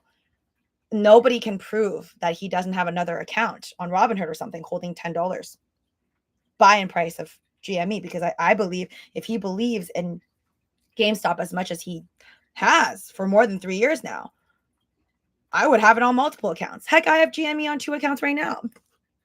Like, but again, these are just my little assumptions. Doesn't mean anything. I don't think I think he's not happy. Not so much about today. I feel like he already feels the most. If I were him, I would feel the most unhappy disappointment on them releasing their bad earnings right before his stream. That did a disservice to him more than anything else. And I feel like after that occurred, if I were Roaring Kitty, you kind of almost can expect this, that they weren't gonna, throw you a bone anytime soon, today or even next week. But again, in my opinion, I feel like even though this 9 million shares GG, no, I don't think he's GG, because I feel like if he really wanted to and just like not care about anybody else, doesn't care, like hates Ryan Cohen or just hates GME now, he could easily just do an actual Uno reverse, which would be get out, just get out. Like someone like him, he doesn't need GME. GME needs him, is what my honest opinion. I feel like if he was so pissed and he felt like all the things that he talked about, that those videos that I'm watching right now and the videos that I have watched, if he no longer believes in any of those things, that's the moment that he would sell, right? If he's like, oh, you know what, Ryan Cohen sucks. Like GME, all board members suck. Like they're not going to actually take GameStop to new heights. They're not actually going to make it a revolutionary company. I think if that was the case, yeah, he would have sold, and he would have sold like during, like he wouldn't even done the live stream. If I were him, I wouldn't even care. Like I'd be like, all right, taking my 10 Ds, bounce, because the stock was already, I think when he was doing his live stream, you can look back at it when he had the bandages on and whatnot.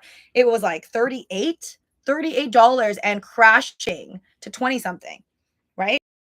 So if I were him, I would just pull out like at 38, because he still be up like crazy. And at that time, he still has call options, right? So what was he at? Like at least 350 mil and up, or maybe like closer to 400 mil. Um, so I feel like if he really didn't believe it, and if he felt rug pulled enough and just kind of like rejected, and yeah, I think if he felt enough pain that was unnecessary and he felt like personally attacked by the company and he was angry about it and didn't see a future in the company no more, I would have, if I were him, sold at 38 and just been like, bounce, see you never. And GME probably wouldn't be able to go to its previous all-time highs of like 120 anytime soon, in my opinion. Not saying that without Roaring Kitty they could never do it, because again, now I'm reconvinced that even without Roy and Kitty, they could still do it. And I feel like that's why Roy and Kitty's still in, because he believes in the underlying fundamentals. He believes in the company. He still believes in Ryan Cohen, despite the fact that they're not too kind to him. Yeah. Like, I know they have to be careful. Like, they don't want to get in trouble with the SEC. Nobody wants to get in trouble with the SEC. And I feel like Ryan Cohen's a smart guy. He's seen what happened with like Latinev, Citadel, and Roy and Kitty himself in 2021, having to attend that like congressional hearing. I don't think Ryan Cohen wants to waste his time with that, right? And I don't think he wants to get in trouble like that. So the way I see it is Ryan Cohen's going to be very, very careful to not ever touch that with a 10-foot pole. So even if he wanted to tweet, like just go on CNBC and like talk to Jim Cramer about like how much he likes Roy and Kitty or whatever, or praise him, he cannot do that, because I feel like some way, somehow there's going to be a regulator out there that's going to like manipulate that and turn it around on him. And then that wouldn't be good for anybody. Right. So that's what I think. But again, I'm biased. I'm like very bullish, obviously more bullish than ever on this entire situation. Now, be diving deep. I don't know, guys, because I was wrong. I thought he wouldn't. I thought like you would be a multi-billionaire right now if you could guess everything and you knew how everything was going to unfold, and that's including Roy and Kitty. So I feel like all of us, we only know so much, and we can all have our own little theses, and then that's that. So there's going to be luck that's going to play out, and then just kind of everybody's different opinions pulling back and forth.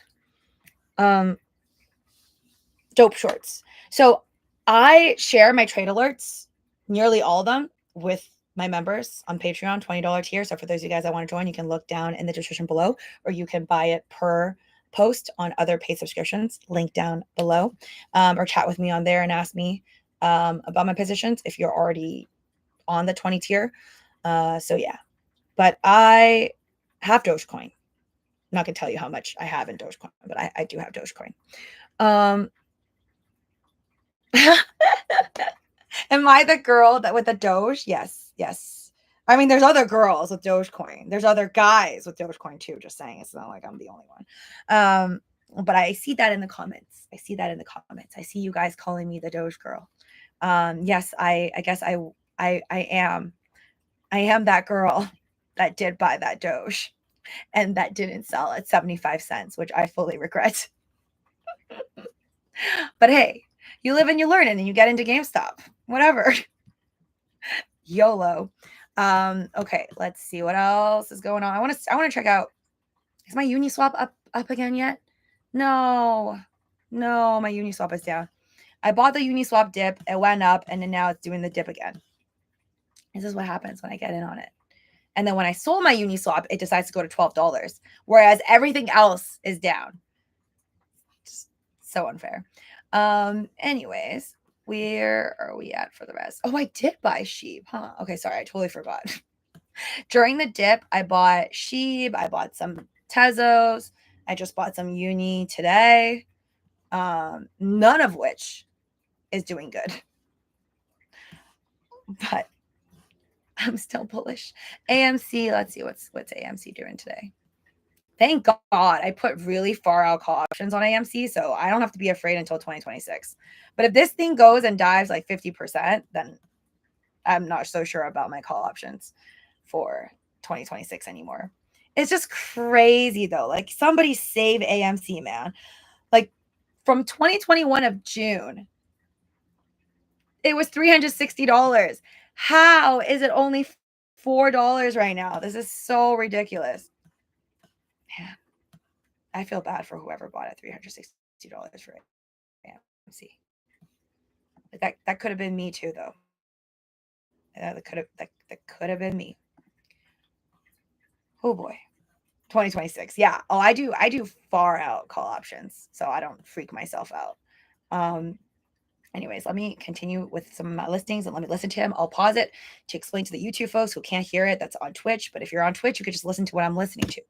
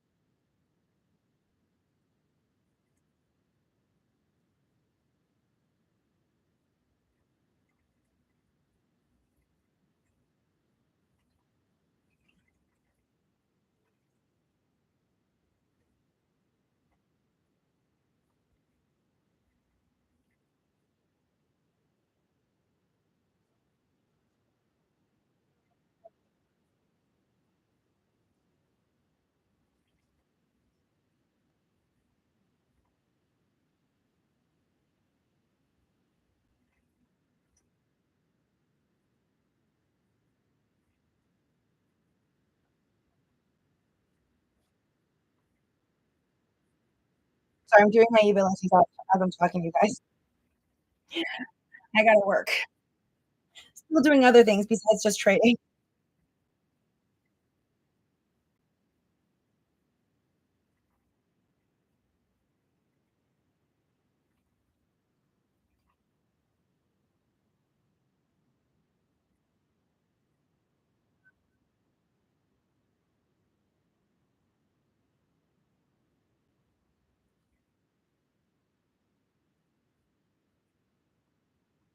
Oh my god, this is hilarious. So he brought up a tweet from Citron Research. Citron Research.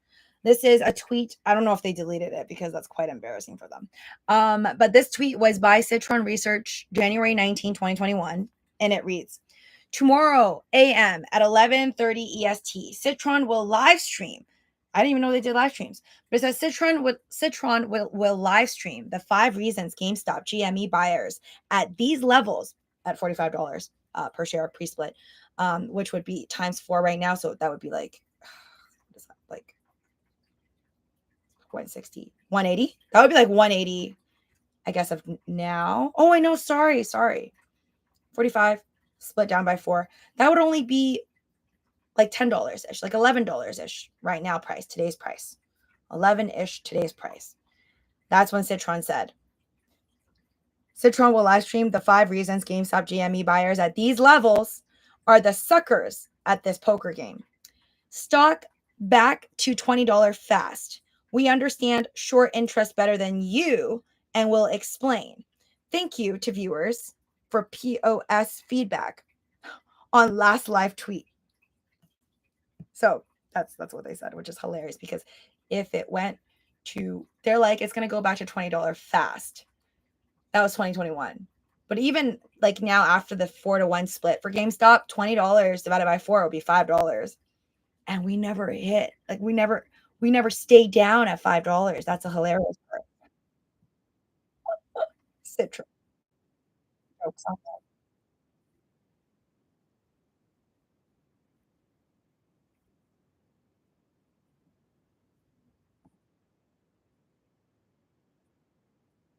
This is nice. He's like, you could be bullish and bearish on like a stock, and you could technically both be right, but it just depends on the time horizon. So yeah, like technically, I guess you could be buying put options on GameStop and call options, and at some point in time, you could cash out on both. That's not how I read it.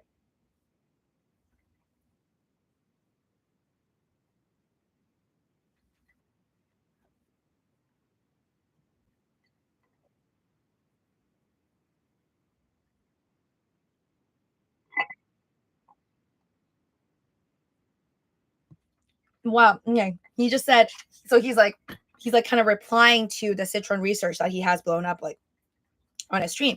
And he's like, the short thesis doesn't really have that much to do with his fundamental thesis on GameStop. So basically, meaning like short is great, short interest is great, but that doesn't change his overall thesis on GameStop, which I feel like still applies today. Because if it applies today, that means all the people and in the news right now, you're hearing all these news outlets saying like, what is he doing? There used to be 140% short interest in 2021 or whatever. And that's how the short squeeze could have possibly happened. But now the short squeeze isn't going to happen. So what are all these people doing wasting our time and money on GameStop? Because it's not going to happen. So you could technically apply back then to now because he said he didn't even really care about the short squeeze. Even when it, in my opinion, I thought that was squeeze, but I guess not. Even though he bought like at like I guess like the $4 range, and then GameStop at that point in time in 2021, as he's making this live stream, is already $45. That's already more than 10x.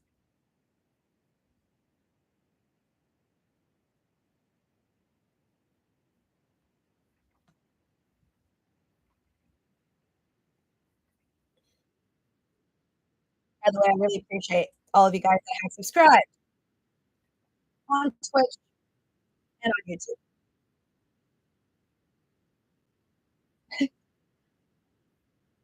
He's like, Citron just gave you a dislike.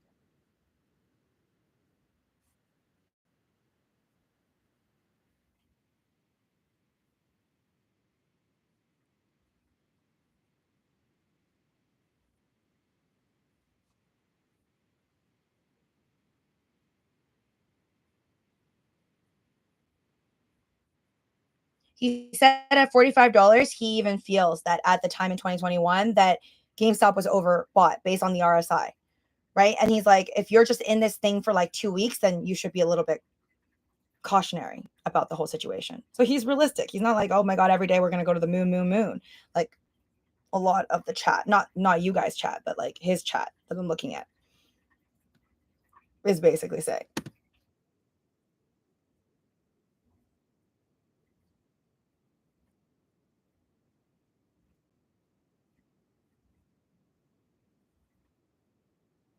He said the stock would settle back down.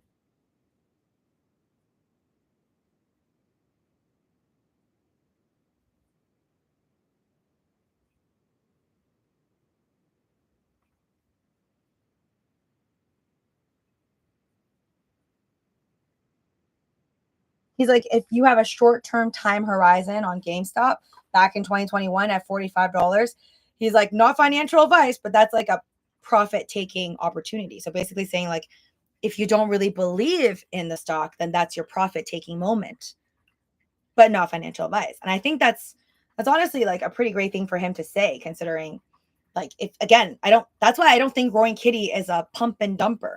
A pump and dumper is the YouTubers that you see on YouTube now saying like buy GameStop at like when it was like $40, they're like, we're gonna go to $140. And then they're still telling you to buy right now, and they'll tell you to buy next week, and they'll tell you every single week. They will never tell you to sell because they have a lot of money on the line. And if you sell, then that's not good for them, bottom line.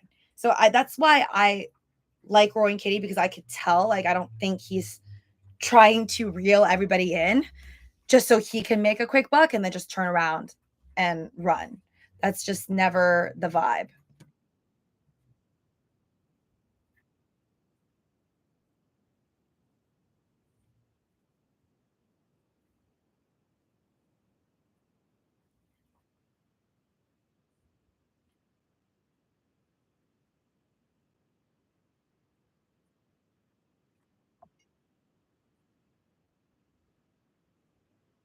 He's like, not for someone like me. He's like, what I'm seeing unfolding here. He's like, this is sick. Let's go. So again, it's just more about like your viewpoints on this whole thing. Like, if you think it's going to go far versus if you think it's not going to last. And yeah, I feel like at the end of the day, hold on. Sorry, I'm just doing like 1,000 things at the same time. But at the end of the day, it's just about your belief on this. And after watching this video, I feel like he was in 2021 already thinking about the next 5 years. So I think he's going to be in this thing for at least maybe not exactly as they say, because like I said, people's sentiments change. And he could have thought that he was going to be into GameStop for 5 years starting 2021, which would mean it would end in 2026. But due to all the other moving parts, he might want to just join the board one day. Maybe not now. I actually prefer it if he doesn't join the board, so then he can like still have more fun with like YouTube, and then he can still like tweet more stuff and provide the entertainment with his memes. That's kind of what I'm hoping for. Jared says, it could be, but I would still buy a bit above that support in case you don't want to miss a great buying opportunity on the drop, all for $3 difference. If it comes down more, buy another lot of shares. Just don't buy FOMO buy into rallies at peaks. Yes, agreed. Nobody should be FOMO buying into the peaks, but I'm sure there's a lot of FOMO buyers that bought into the peak, not recent of Tesla, but the peak of Tesla. Um, and also Nvidia. And I'm sure there's tons of people buying Apple right now, which is just, but the thing is with Apple, I feel like I wouldn't cry about it. If someone like forced me to buy a bunch of Apple stock and like I was crying about it, I wouldn't be that sad because I'll be like, okay, whatever. It's still Apple. Like I wouldn't really want to, but then I'd be okay.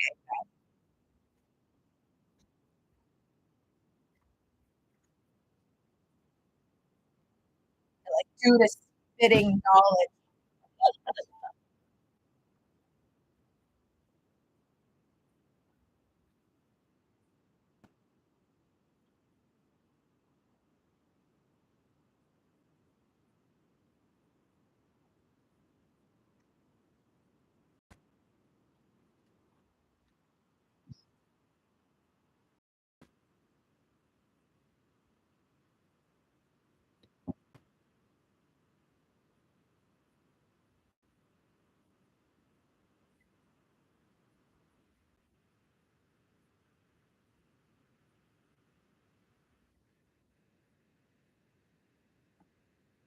Yeah, hold on. I want to read what you guys are saying. Jared says, "You won't be a millionaire, but for a guy who only had $1,000, that is moonish." When RH stopped the buy button, a majority of those buying with pandemic money took home 20,000 to 30,000 from just a $1,000 bet. Man, yeah, I wish I bought into GameStop way early then. Jared says, I bought 10 Tesla at 120 a share last year at the bear dump. Nice. Then I sold them off 270. Wow. Now I am looking to get back in, but it is stuck in the 170s. I mean, isn't it like at like 180 something today? Someone's name is Stupid Bitcoin. What?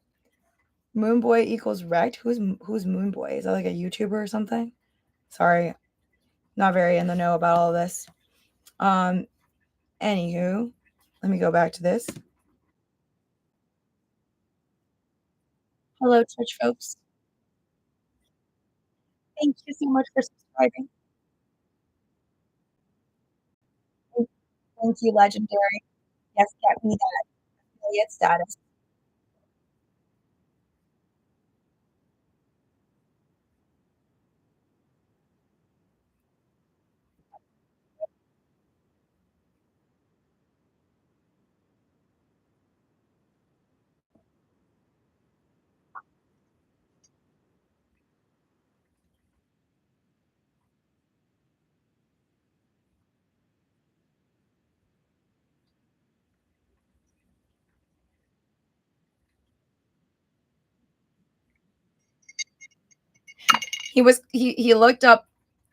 He looked up the Russell 2000 ETF and he's like that's overbought. That's overbought as well in 2021. I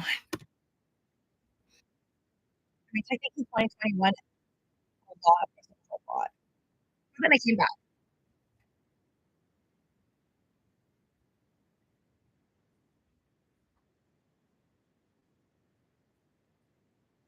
He's like market sells off significantly all the time. So basically, even at GameStop, which like $45 back then is really only like $11 now. Which is not that far to be honest, right? Like 45, let's just say around 11ish.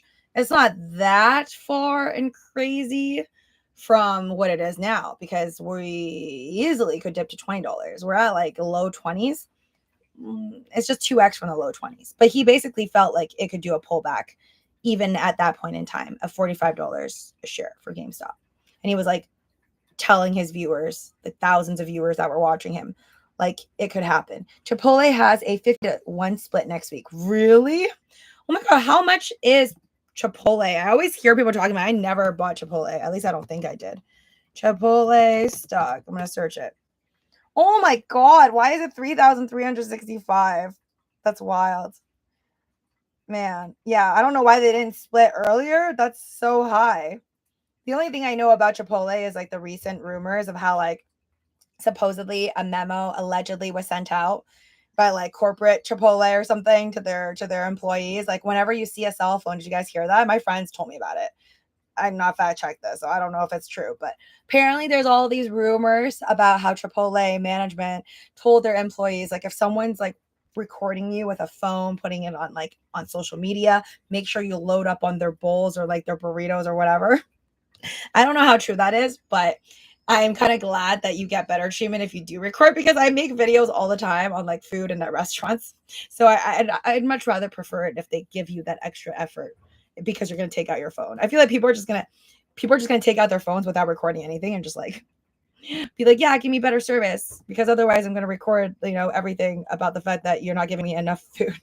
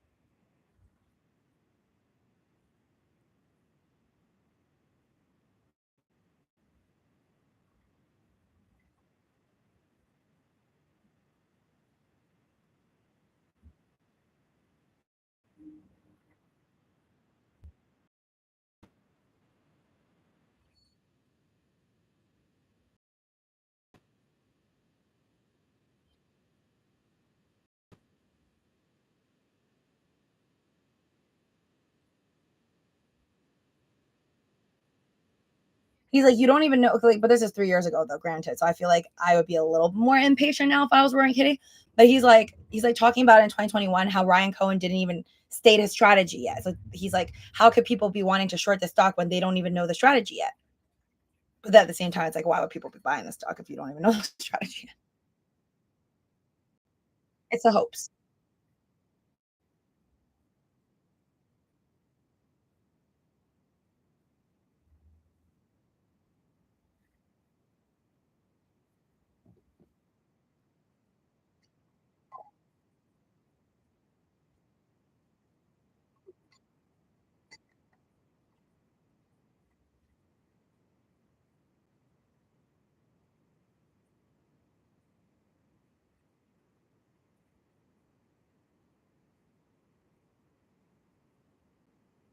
He just said okay, this is his words. He's like, if a stock is going to sell off 20%, 30%, and if you're going to feel like an idiot, or you might have to wonder if you're like overexposed. So like it's all about conviction. Like if you're in something and you're in it, but then it drops 20 to 30% and you no longer believe in it. So I guess I guess that really just goes to show like his conviction on GME. Like clearly a 20% drop, 30% drop doesn't really matter to him. And clearly he survived through way more than 50% drops.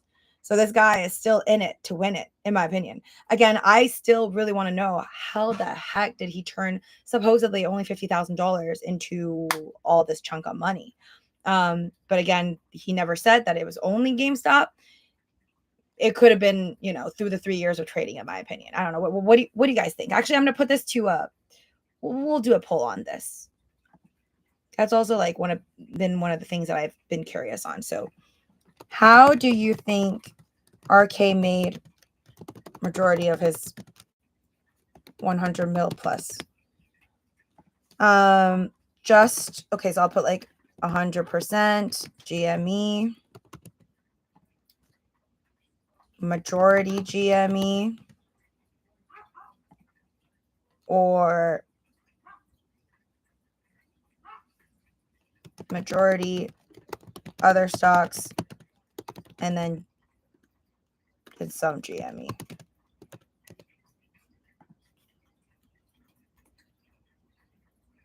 Yeah, I guess that's it.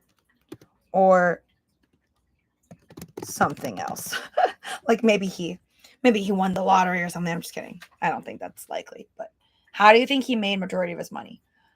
I'm definitely leaning towards majority GME personally, and then a lot of other stuff. So like for example, maybe like 60% on GME. Like maybe he was able to make like 100 million on GME, but I think he is capable within 3 years to make 100 million with other stocks. Just saying. Because it seems too unrealistic that it was only GME and then somehow nobody could figure it out. And I feel like he wanted to prove through his YouTube videos that he has such high conviction to his fans that I feel like it didn't really make sense to say, oh, I only put in 50 grand and then I made it into like 50 million or something, or even like 100 million, when in reality, if he actually put in like $300,000 of his own money and then it went to like, you know, 3 million or 30 million or something like that. Sorry, 300 million. I don't know. I feel like that's less likely, simply because I feel like being a YouTuber, and he wasn't like that famous in the beginning, right? I think you would want that like kick of entertainment and shock factor. So it would actually only make more sense if he told people that he had more invested to his followers than less. Ooh, speaking of which, right now we are at 2507. I really am curious what will happen tomorrow, by the way. Let me know if you missed my stream, like what you think will happen with GameStop tomorrow. I definitely feel like if GameStop is down, one thing I'll know almost very likely is going to be like AMC is probably going to be down too. But yeah, I don't see like any catalyst necessarily for tomorrow for GameStop to rise. I mean, people need time though. I feel like to like take all this information and digest it. So there's still a possibility we could still see a rally like a week, 2 weeks from now. And also remember, we still have a catalyst. Like even though yes, they did the shareholder meeting and we didn't hear anything, but that doesn't mean like 2 weeks from now, 3 weeks from now, a couple months from now, that Ryan Cohen won't tweet something or get GameStop won't come out and be like, okay, we're going to actually acquire this company. You know, I think there's rumors like, what is it, Steam Labs or something like that. Um, I used the data to launch the initial DK legal actions years ago. The story was on ESPN. Okay. Don't know what you guys are talking about, but cool. Chipotle will be the next McDonald's, in my opinion, Pitbull says. So I'm assuming that means you're deeply in. Oh, 44% of you guys actually think that Roy and Kitty made his money in something else. Interesting. Okay. For I still believe that it's mostly GameStop because from what people saw on YouTube and him back then showing his positions, they already saw that he made like more than 50 million. So who knows? Who knows what he could have done with that? Oh my god! And we're still dropping. Oh, okay. Now I'm regretful that I didn't sell my Uniswap when it was higher, and I could technically just buy the dip again, but I gotta save. I gotta save money on the side. Save money on the side for the possibility of GME dropping lower tomorrow. Because I feel like after today's sell off, it may not be over.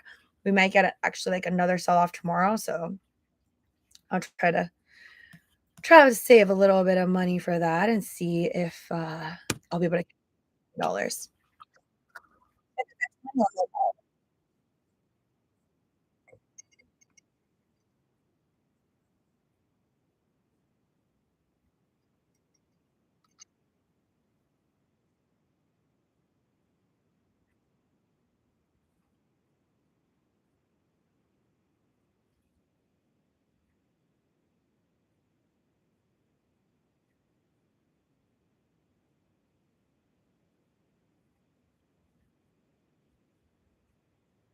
He's like, "Go to this thing on me and roll all over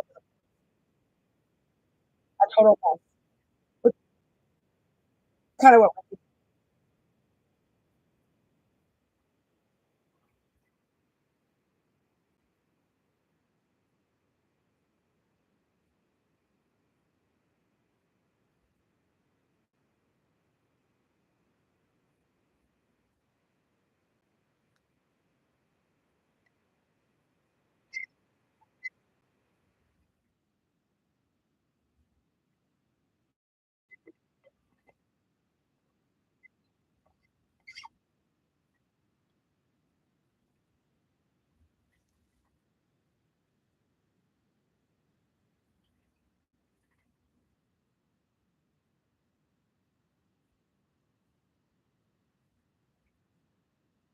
he's saying that there could be a sexy thesis coming out, but this was 2021, and he was saying that maybe they're gonna come out and say, like, how much of the gaming industry, like, what percentage they're gonna capture and all that stuff, and he was hoping for this for, like, a couple months down the line.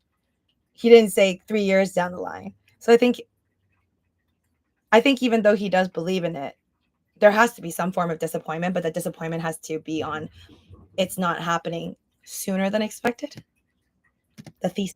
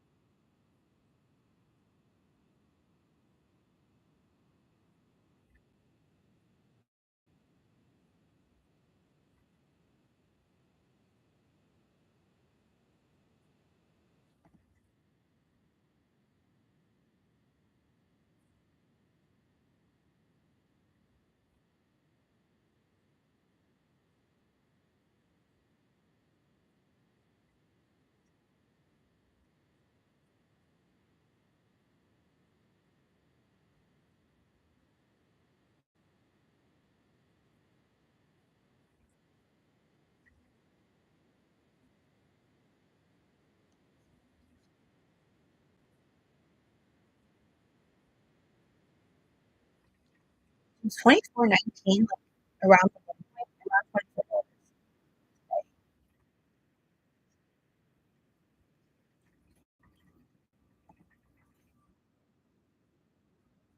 Like, I'm too scared to buy at 24 again.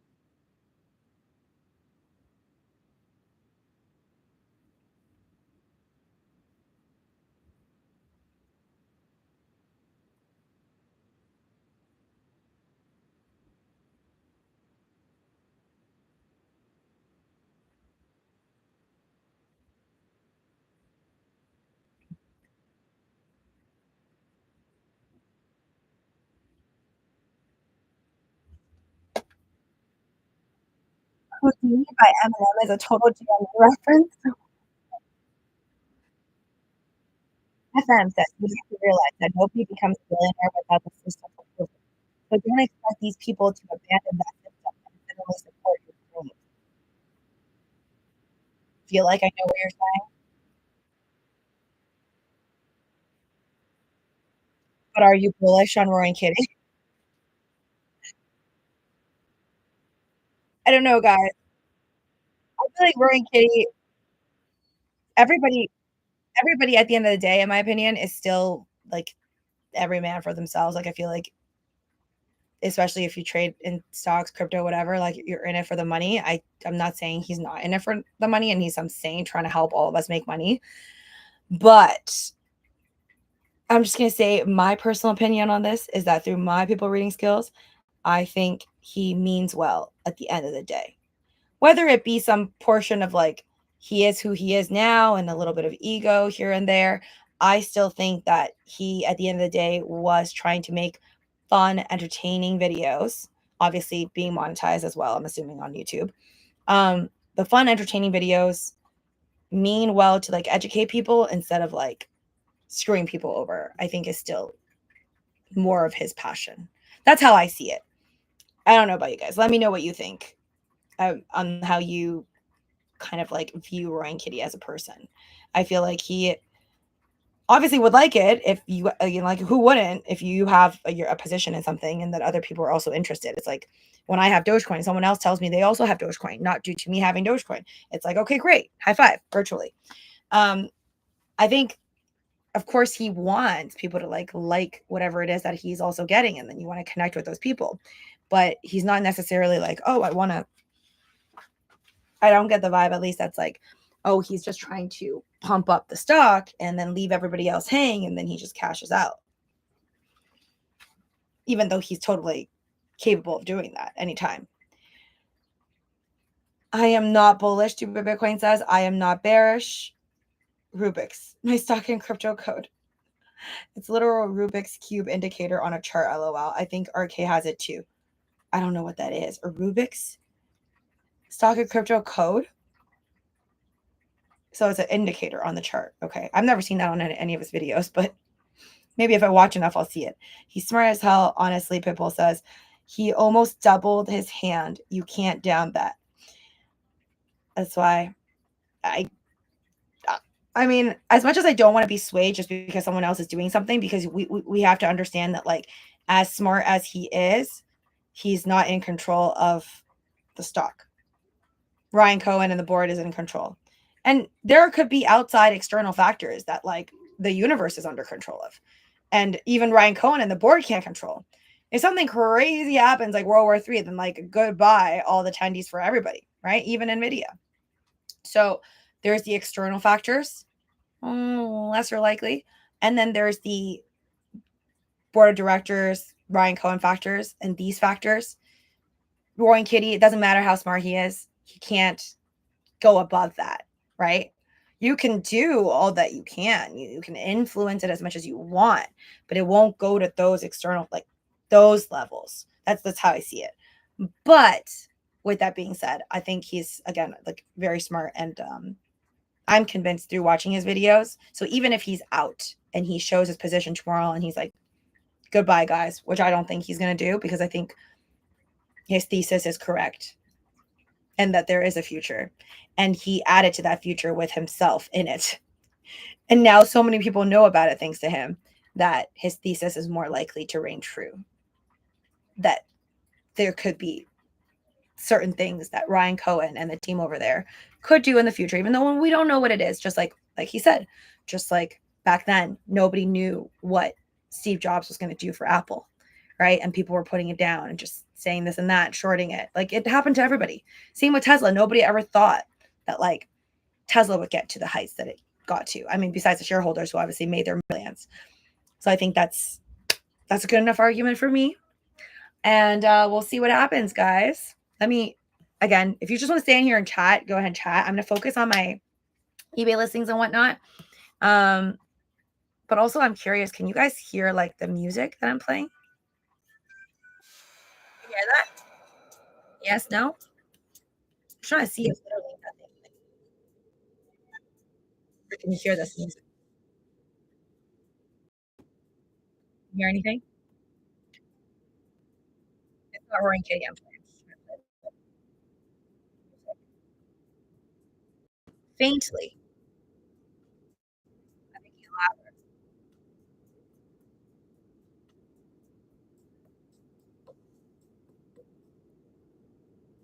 No music?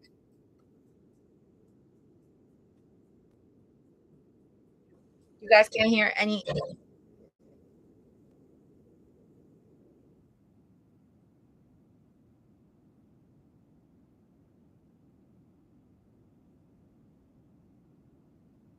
Take care.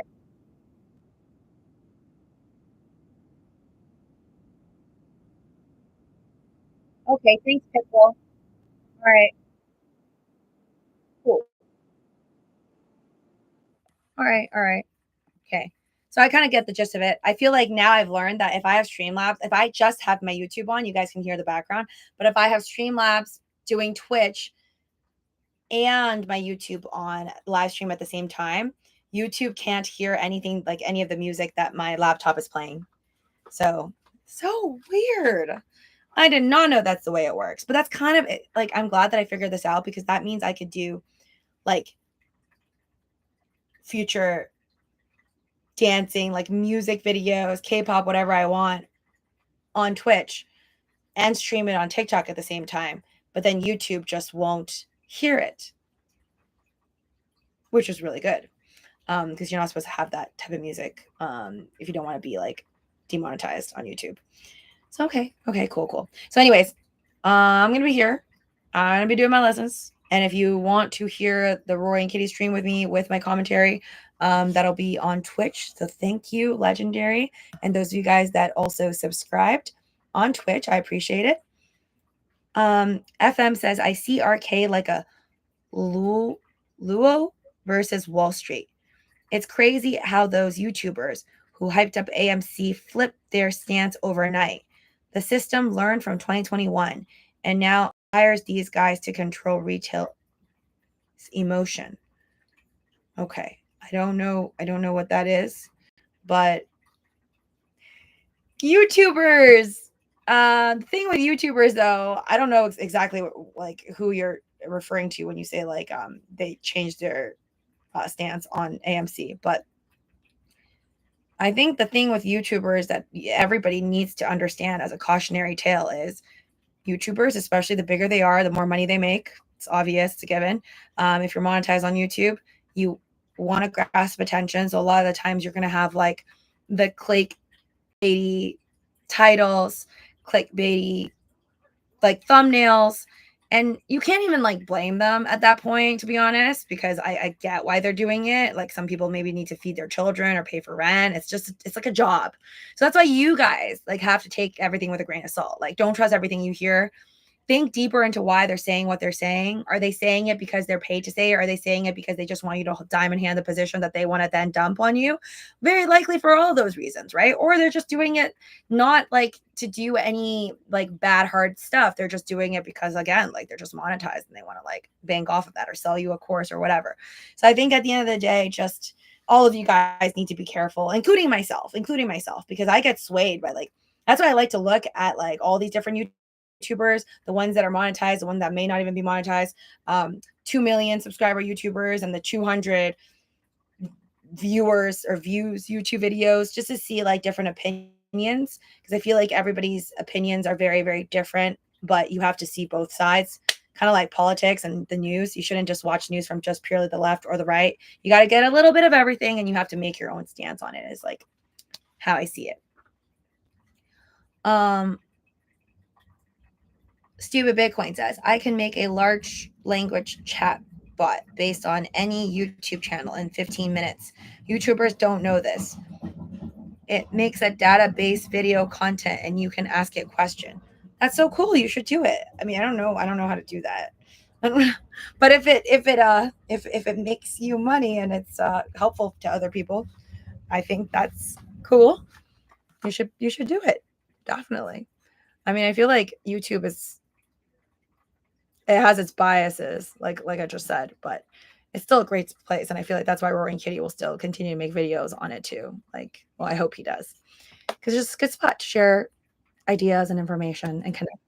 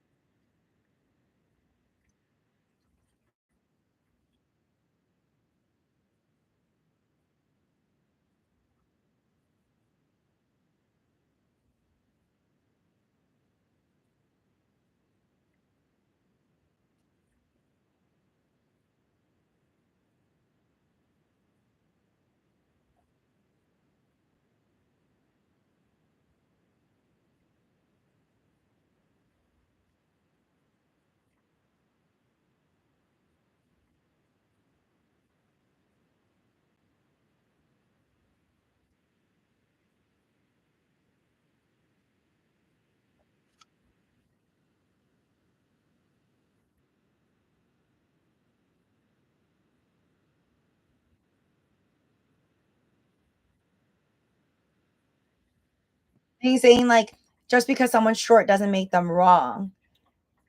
It just depends on what your thesis is. And then someone in the comment section is like, my thesis, stonks go up.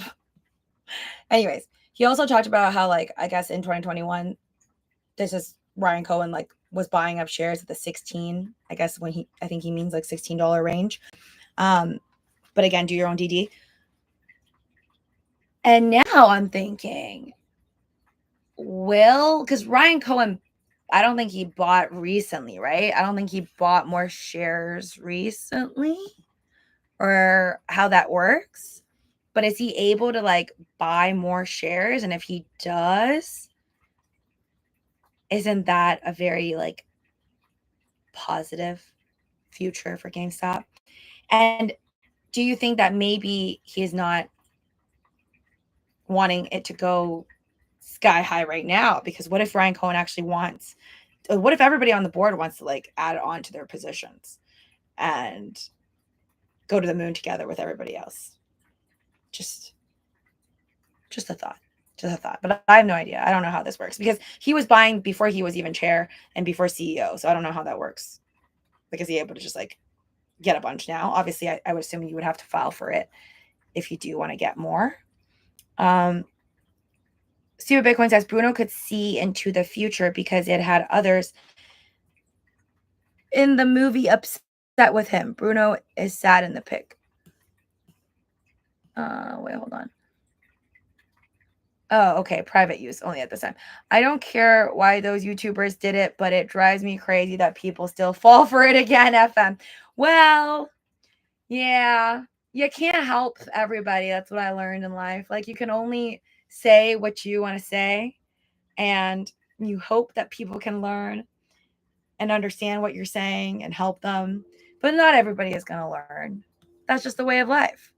And that's why stocks go up and down. Just kidding. Stocks go up and down regardless. There will be no stock market if it just goes up, uppity up every single day. And I guess I should apply that to crypto as well. Crypto market never went up every single day anyway. So I don't know why I'm like even shocked that it's dropped so much lately.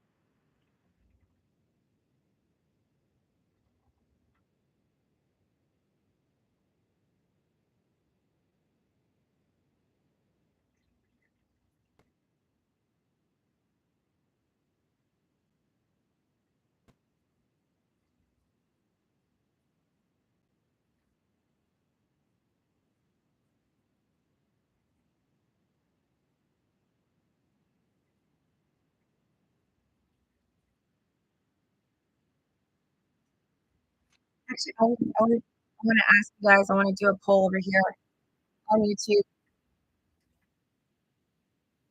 Let me end this poll. I now 100% believes that he made all the money on GameStop. I don't believe that, but funny how that ended. Um, I don't know where you think the support line is for where you think the support is for GME. What is the lowest you think GME can drop to? This is like long term, by the way, I'm asking. But do you think GME can drop to just like $10? Do you think it could drop to $5? Are we going for 15 as the lowest point? Or are we actually just going to take at 20 as the lowest point?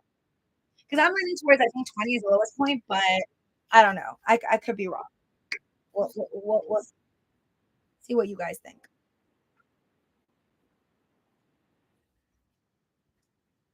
Um, oh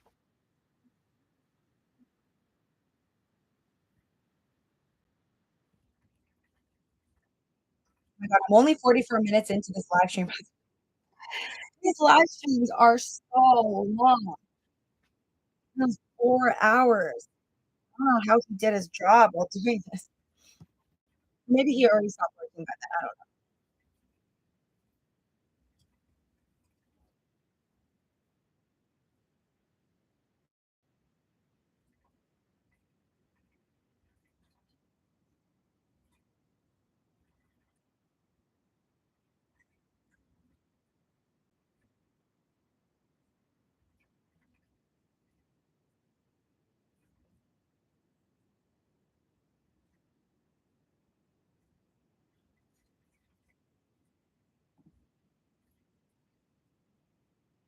Wow, 33% of you believe it's gonna go down to $10. That shows the bear sentiment of now. Like it's crazy. Everybody's so bearish on GameStop. My God. All right. If it goes to 10, I'm buying. That's all I'm saying. Not financial advice, but if it goes to 10, I'll get rid of like all my crypto.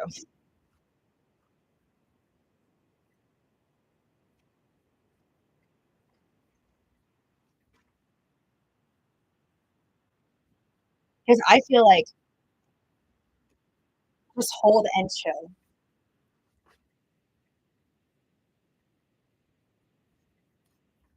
Okay, I'm done listening to this part.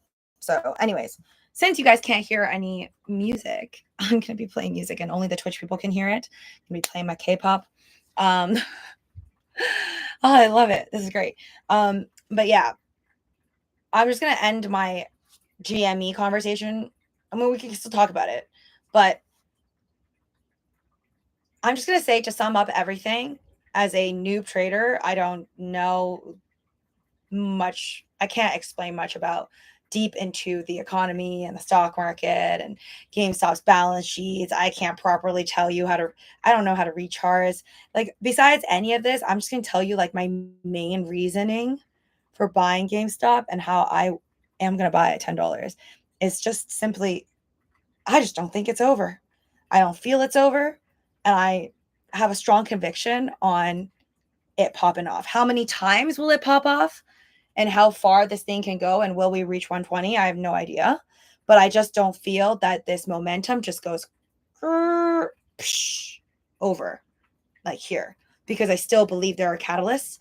I still believe Roy and Kitty himself is a catalyst, and whatever it is that he may do in the future. And Ryan Cohen is a catalyst, because I also don't think that like a billionaire like him would just waste his time buying shares in GME, getting on the board in 2021, becoming chair, and then 2023 becoming CEO, and just wasting his time. If this thing's not going to go to the moon, whether you call it my belief on a man's ego or anybody's ego on doing better, or just wanting to do better and wanting to make money because everybody wants to make money, that's just my main thesis. My main thesis is just I don't think it's going to end. And I think these two dudes, Ryan Cohen and Roy and Kitty, are going to either simultaneously make it happen or separately somehow make something happen. I don't know how many years it's going to take, how long it takes, but I just personally do believe it ain't over. Could it go to 80 and then just pause for 2 years, do nothing at like 20, 10? Yeah. But I'm my bet on all of this, and I know it's a huge risk, is that I think we're going to see the number 69 at least one more time. Just saying. But I do hope it happens after July 26th. That's when my sell call options expire. So I want to collect that.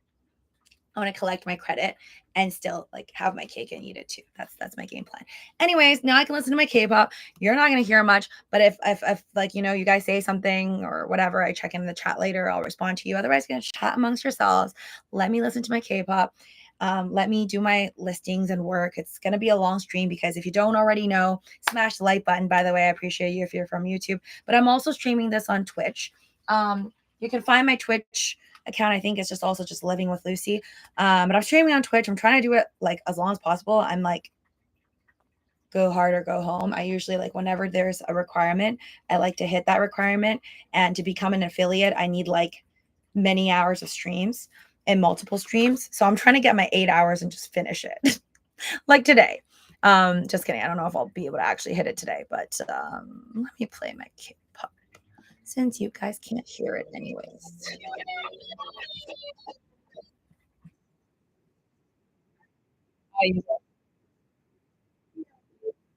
That's fine. Chat amongst yourselves. I'm still here. And again, if you want to listen to my music, find me.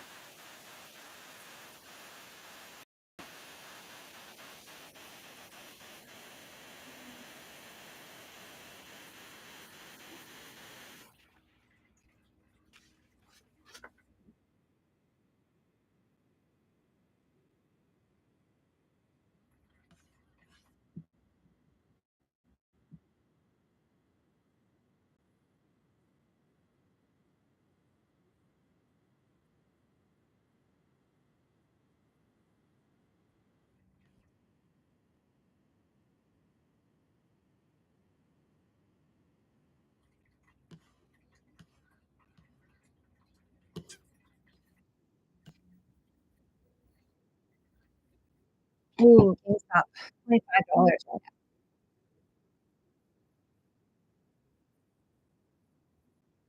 I think 20 would be the floor, but maybe I'm wrong.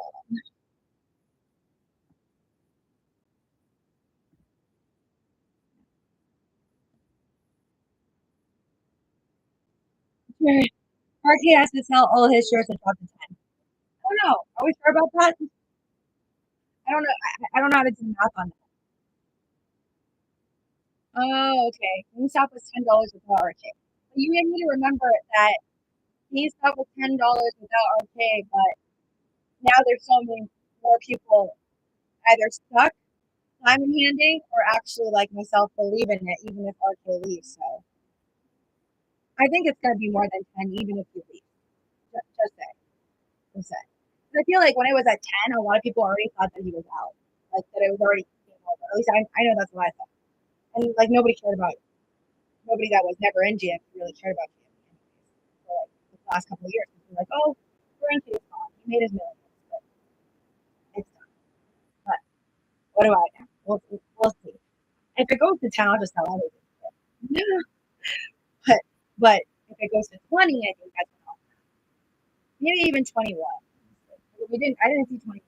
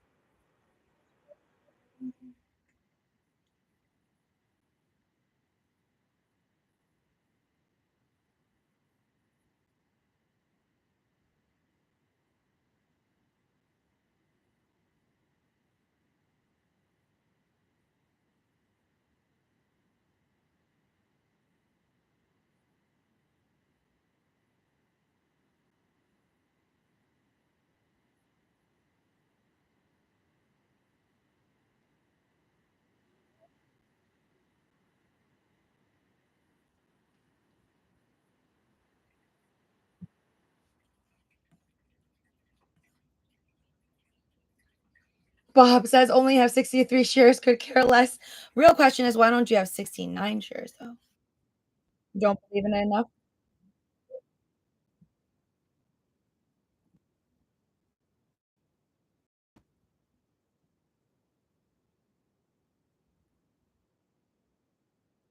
Come on, Uni Swap. It's done like an entire head and shoulders. Oh, it's called?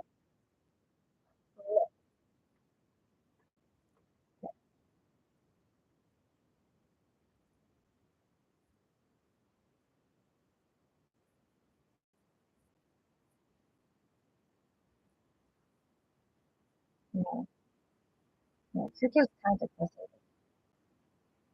I really hope things move up for everybody.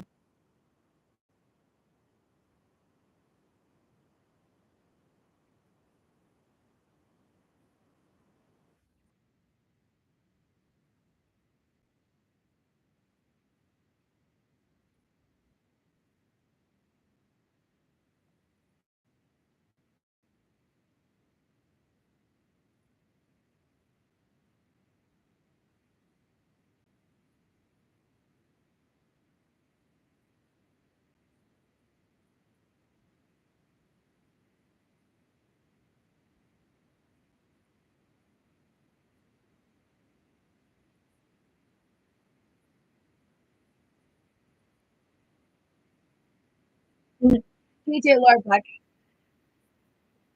the 52-week low on GME is around 9.95.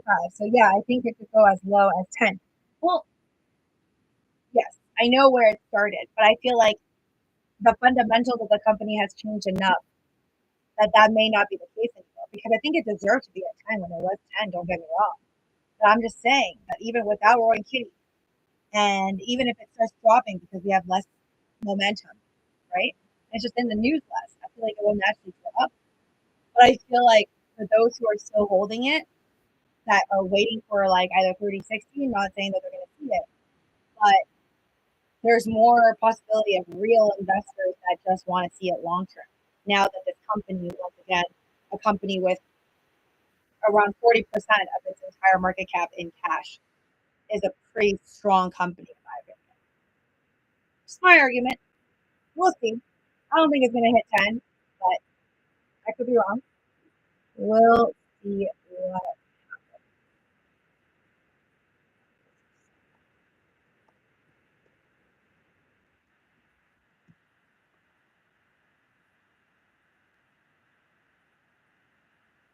I'm listening to some espresso doing partner. I love like as far as music videos, her singing, her vocals, everything's perfect.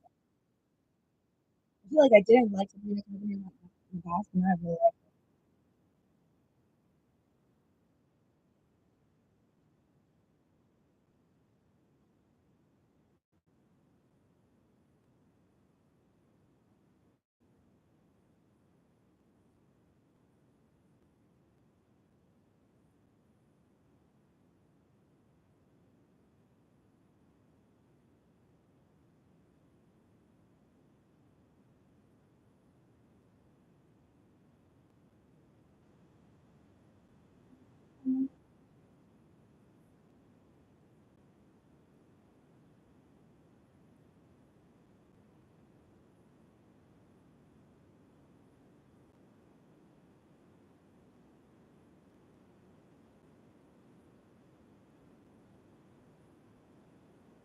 her.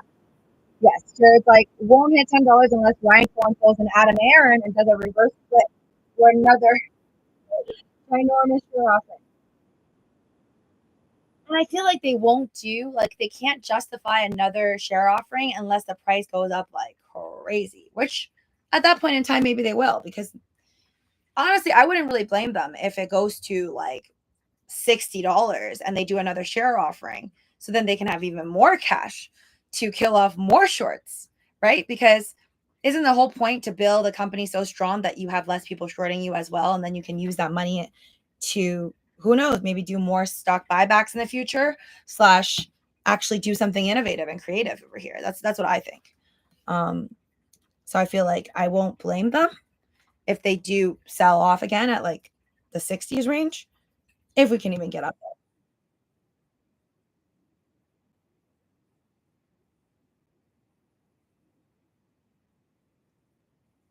So, I'm gonna take it on with you.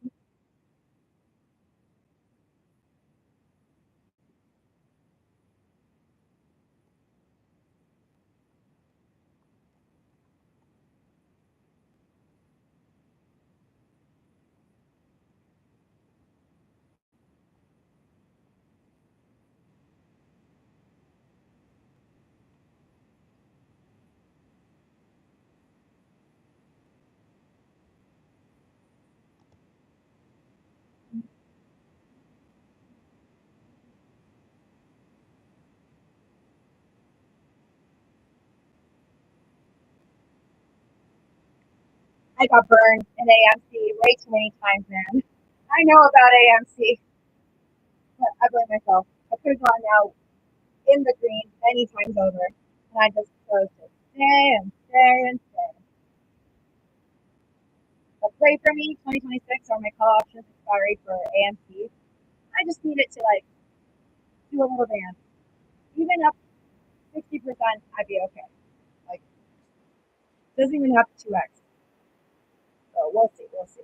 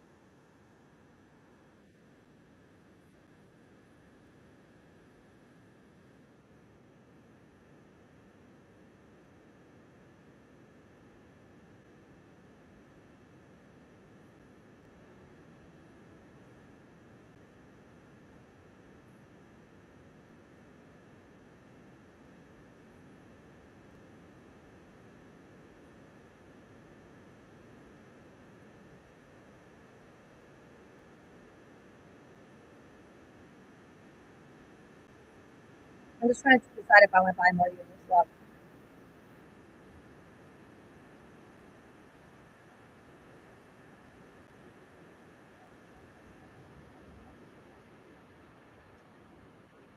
because it's scary at this point.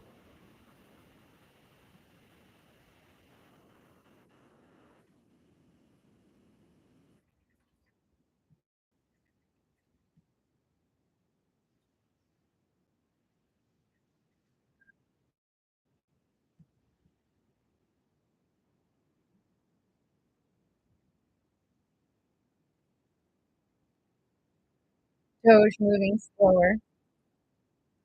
Yeah. Nickel on Twitch. Doge is not so fun right now. Not so fun. Neither is it,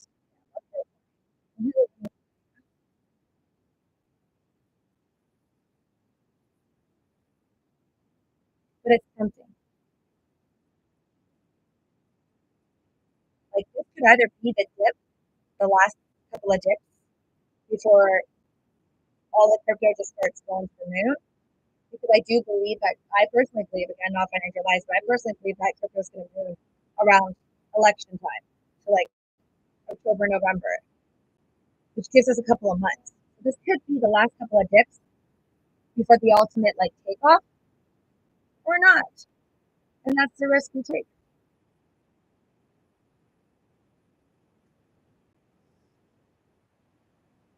I think,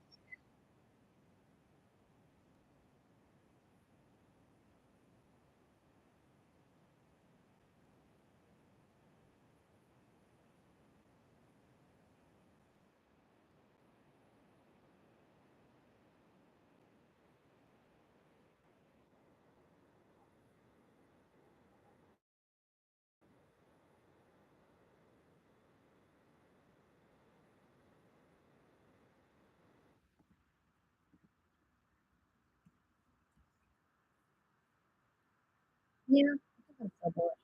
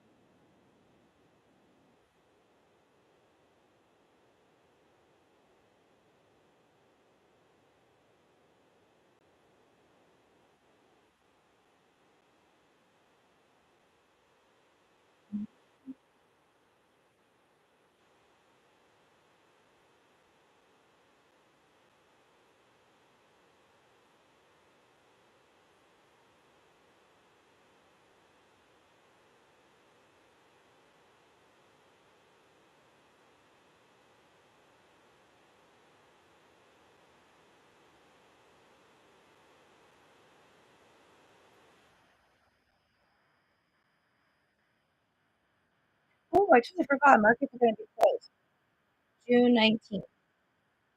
I mean, okay, we got today, we got tomorrow, Wednesday market close, and I guess we'll just have to see what happens from there on out. Tomorrow's going to be interesting. People are going to buy what they believe in, and I'll probably crash whatever they don't believe in. I hope it's not going to be more crypto crashes. Dope Short wants to know, what do the kitties tweets mean? Dude, I have no idea, but there are YouTubers out there with like ginormous rabbit holes, man. Timelines, backward timelines, like Kansas City shuffle timelines. It's just, yeah. I thought I overthink it too much, but there are people out there who overthink on top of the overthink and the overthinking. That is GameStop. And that's why it has to be made into dumb money too. I mean, it's just that they have to call it dumb money too. Maybe actually smart money, question mark. Oh, thank you. Welcome back. La Seja de Yami. I have been doing so many live streams that I don't know if, sorry, I think you were here. Were you here in the morning? Or were you here last night? All my streams are like combining together. But thank you so much for coming back. You were either here yesterday or this morning, but I know you were here. But thank you so much for the super chat. I really appreciate it. You should join the PP show right now with April. They're discussing about the GME shareholder meeting. Yeah, I have to get off my stream and go on it, but I'm really like triple multitasking. I'm trading crypto, that is, right now, and I'm also doing listings on eBay, and I'm chatting with you guys and listening to music. I'm already got too much on my plate, but I appreciate the invite. You guys heard the Yummy. There's a chat on GME right now. I mean, go ahead. Take away these viewers. As long as you guys subscribe though, and smash the like button and ring the notification bell. I'm just here trying to like get my hours through also, because I figure I might as well keep it on here. But I'm trying to get my hours actually for Twitch. So that's happening right now. You can hear music on Twitch, but not over here.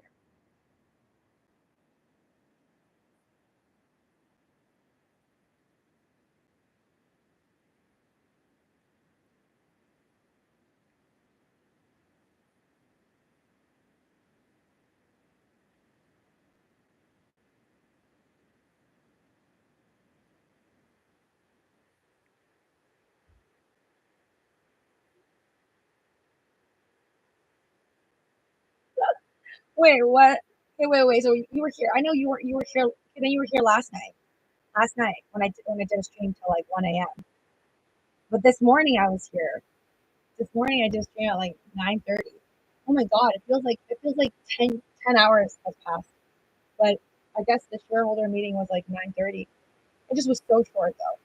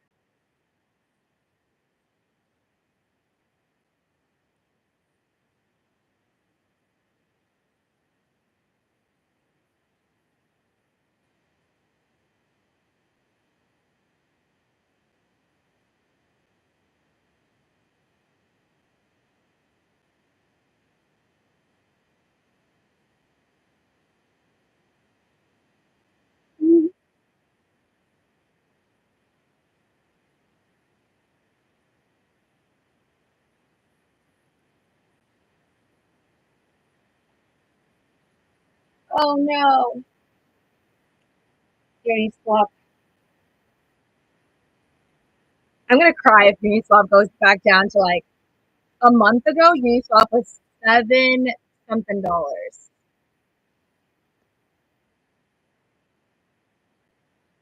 I mean, I know they got that wealth notice, but let's hope they don't go down to $4 and stays there for like the next 3 years or something.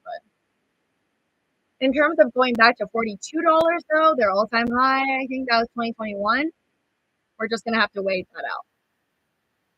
And same with Dogecoin. It's like there's so many unknowns in crypto right now.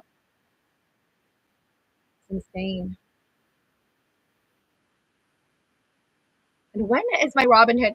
Did anybody get their Robinhood Gold cards, by the way? If you're watching this stream later, can you tell me? Because I signed up for my Robinhood Gold credit card that's supposed to give me 3% back on everything, and I still didn't get it yet. I don't even know when I'm supposed to be getting it. They didn't send me any notifications as to when I could possibly be getting that. So, a little bit bummed out on that. But I think Robinhood stock is doing better. I think Robinhood stock is doing better than before.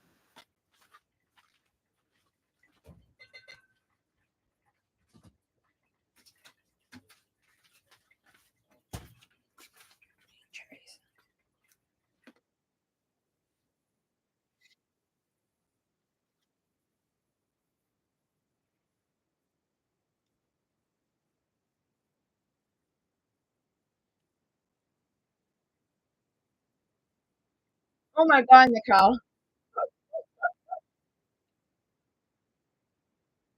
Wall Street. Money never sleeps. Just kidding. I really miss sleep. I'm excited for whatever happens with GameStop.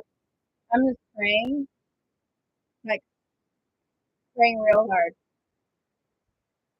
that it gets to $69. So my sell call option can just go through. I don't care. I'll lose the credit, but I'm fine with that.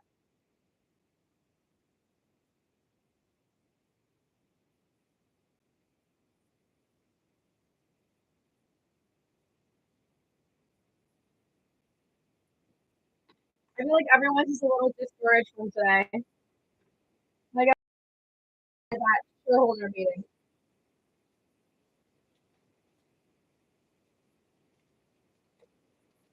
But it's okay. You can't expect everything to move at the speed of light. I think like so many people made it seem like the mergers and acquisition information was going to come out today, and I think there was a lot of disappointment on that because people these days, man, they're just like, they bought something on Amazon, it's going to come tomorrow. Like, all right, they told us they're going to do like possibly mergers acquisition, better do it now. And it's like people are just mad because this thing that they imagined to occur didn't actually occur. But it's going to be. And I think not that just because you saw that he had the call options, but I feel like it's kind of sad. Like I don't think Roaring Kitty was doing it on purpose. Like, oh, I'm going to buy call options, and then people are also going to buy call options or shares or whatever, and then these people are now stuck with these call options because there are people who bought call options just purely based off of Roaring Kitty, and they just short, which is like really dangerous in my opinion. Like, whatever, there are people who do it. And now that he's out, whoever bought those call options also expiring June 21st, this Friday, you're in a kind of a pickle because now you're hoping for some type of a catalyst, a moonshot, some type of information to save those call options. I'd be a little bit worried, but I do hope for everybody, including myself, as a shareholder and also somebody with call options, but not expiring on the 21st, that something great happens, right? We're all on the same team in the sense that we all want moonshot to occur. Nicole says 69. I believe. Time has a way of taking time. I don't know. I'm not saying it's going to go to 69 just because it's funny. Like, I don't know. I just have such a feeling. You know? It's like, it's just like my spidey senses. That's why I put a sell call option, sell cover, my cover calls. I'm comfortable with getting rid of it if it hits 60 because a part of me is hoping for 69 for everybody else. I mean, I won't I'll miss it. That's cool.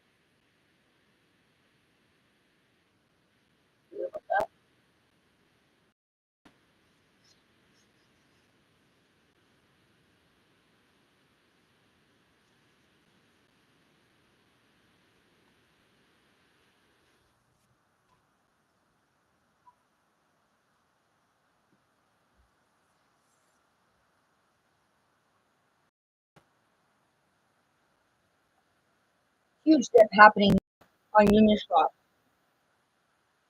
Oh my god. It's because I bought. So ridiculous, man.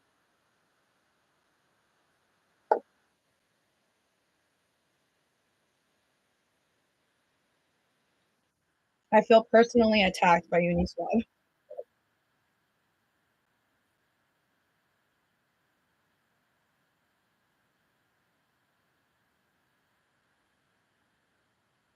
GameStop, $24.92. Uh-oh.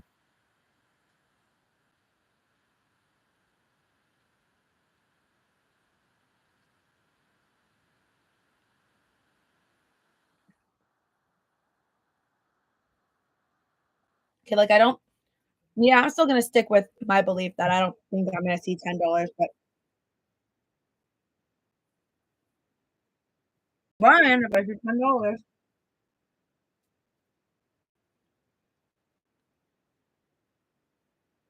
And my Dogecoin is still in the green, but I will happily get rid of all my Dogecoin if needed. If GME actually goes to $10, that's how much I actually do.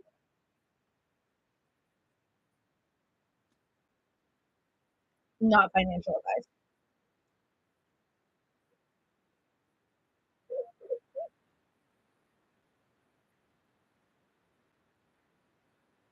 I'm going to the side splitting off LUCI'S by like the trash cans on the ground.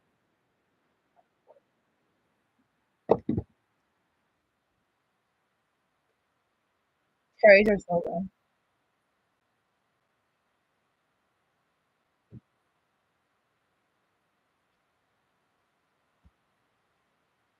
All right,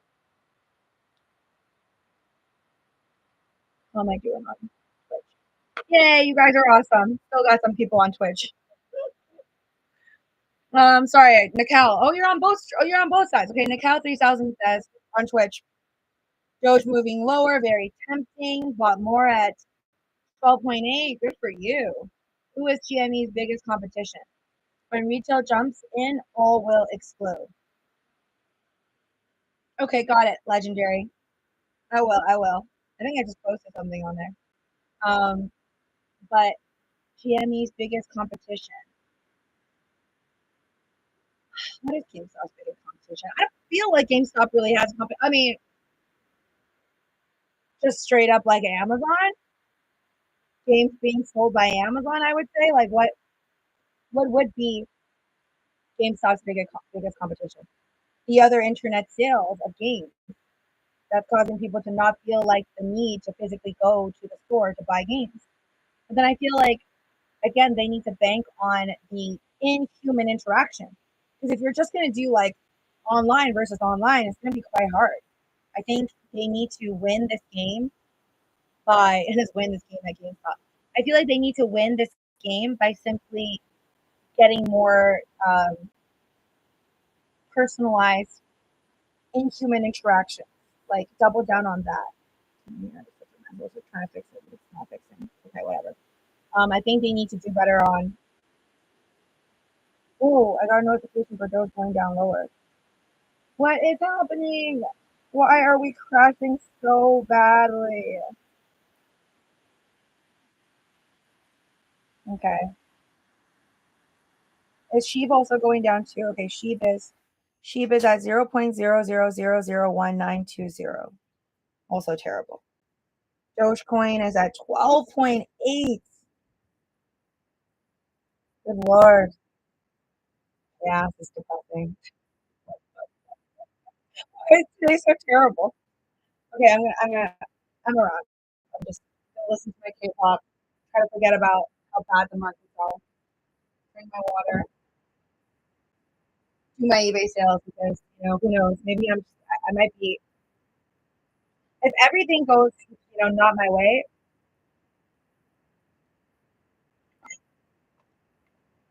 I'm going to be real broke by the end of this year. Like if all my call options don't work my way, there's still a quadrillion sheep. I can't do it, lol. I don't know. Sheep is like, yeah, sheep just goes along with like Dogecoin. I feel like if Dogecoin never goes up, sheep will also never go up back up to like, what was it? Did it hit like number top 7 or top 6 at one point of the coin market cap? Like in 2021? Was it 2021? Like everything was ridiculous at one point. Yes, I think, okay, it was Dogecoin popped off when it was like May of 2021. And sheep, which I didn't believe at the time, popped off in like October or something. Started in September and then October kept going, kept going.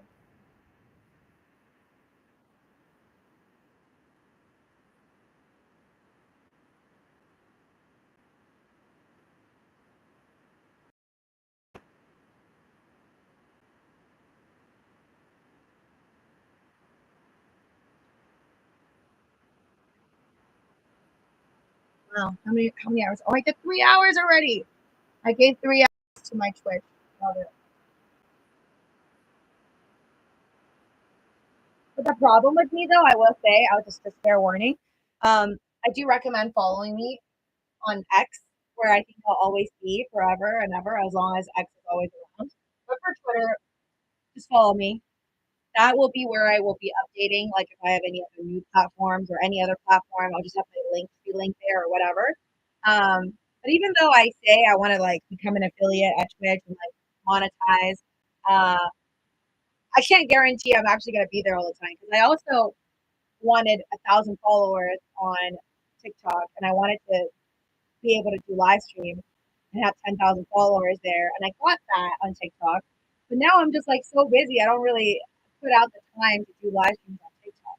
I like to think that eventually I will like do like workout or dance videos, but just honestly haven't really gotten around to it. So as much as I'm trying right now, like I'm putting in the effort to get the affiliate ability on Twitch, I'm not really sure if I'm gonna like do it constantly. I mean, if it's like gonna make good money later on, I don't know how it works. I had a friend who did Twitch like games and he did really good. And he told me it was like a couple grand every month. So I like to think that's good. But it's not like I'm doing games. I would do games if I had like a sick setup. Someday. For now, I listen to continues and pray that you stop those up. Oh,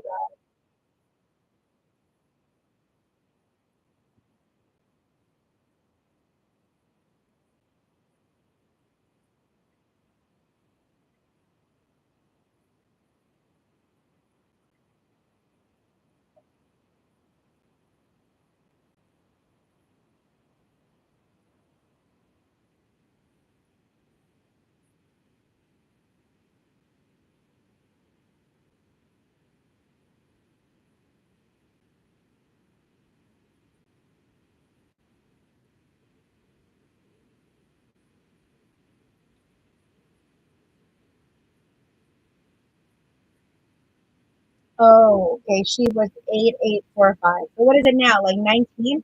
Yeah, it's missing like a 4x, okay? I know because I bought sheep at the top. I lost money on sheep. Overall, I feel like, yeah, I lost money. I was one of those losers that bought like all the way at the top.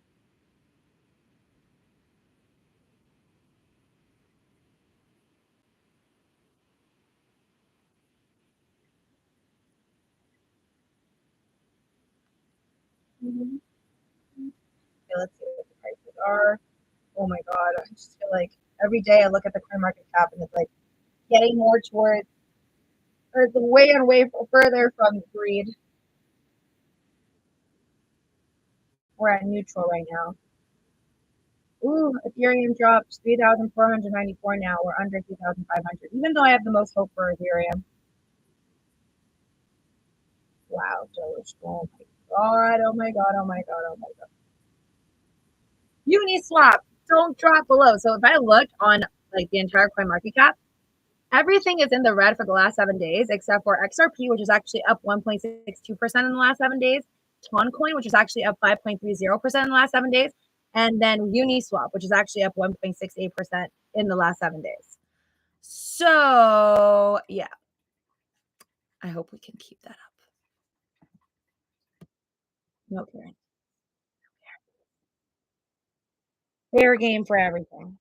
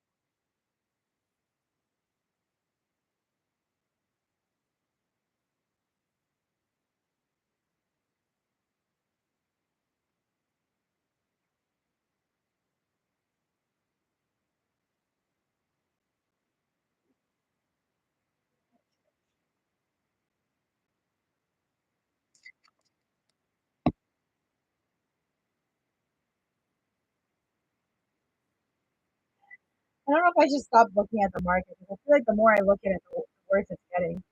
GameStop is now at 24.73, even though it was stabilized more looking like 25 earlier. Yeah, Jesus Christ.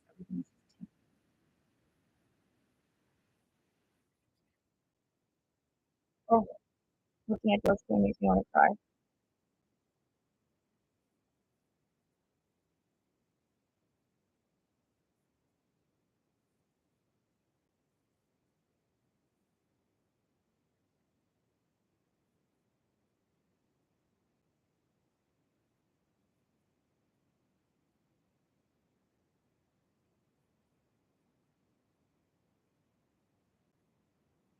Fine. I'm just gonna focus more on other things. E-commerce. Sometimes you just have to shift focus. I just can't be sad about it. It will drive me crazy. Like I can't. I think in 2021, that's what drove me like to more unhappiness. When you're just like so focused and just purely like trading, either it's stocks or crypto, and you're like not doing anything else that doesn't really have anything to do with it. Like I was still doing videos and food and stuff like that in 2021 and 2022 when things started to drop. But then like a lot of my mental efforts were just on like, oh my god, how much money am I losing like every month, every other month? And that like really hurt. So I'm glad that like even though it sucks to lose thousands of dollars on a day, um, I still feel good about the fact that I'm doing multiple other things and having other streams of income, not depending on just this. Although strangely, I'm still very excited and bullish about the future. Crypto and GameStop, by the way.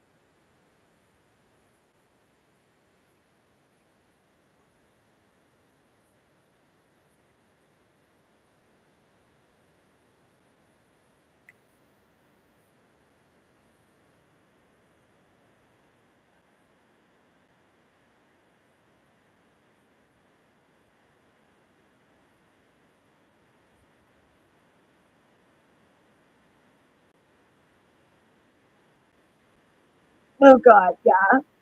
I think I added to that, to be honest. I feel like right after I bought some more of the dip of crypto, it just dipped even worse.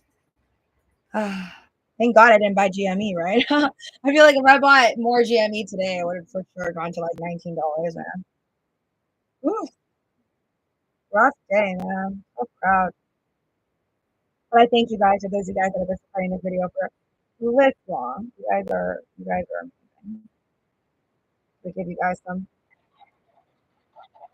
I know we're probably all losing money unless you have clips on today, but I applaud you and I appreciate your viewership here. And for those of you guys that are helping me gain my hours on Twitch.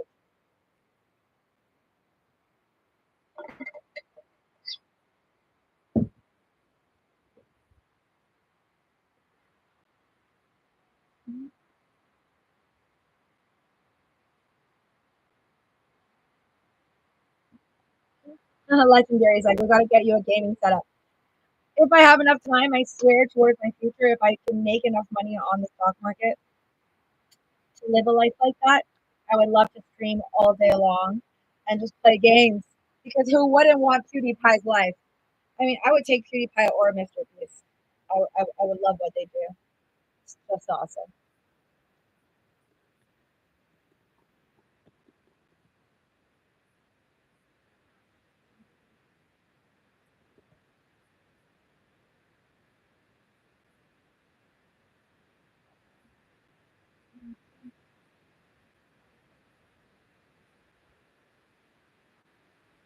I bought the dip because it's red tag sale on the crypto. I mean, nobody knows until it goes back up if we bought the dip. But I hope I bought the. I mean, I bought the dip and it kept on dipping, but it doesn't mean it's gonna keep on dipping for 5 years, you know.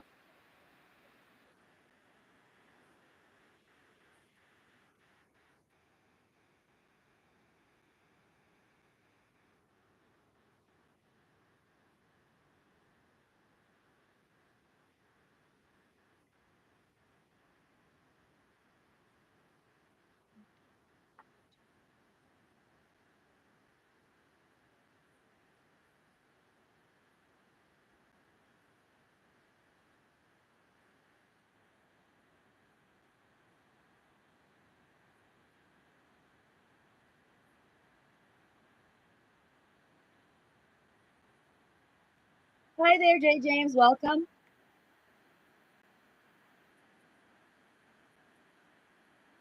Okay, so you're saying the lifetime 200 EMA on GME is around $10. They could dip it lower if it gets really bad.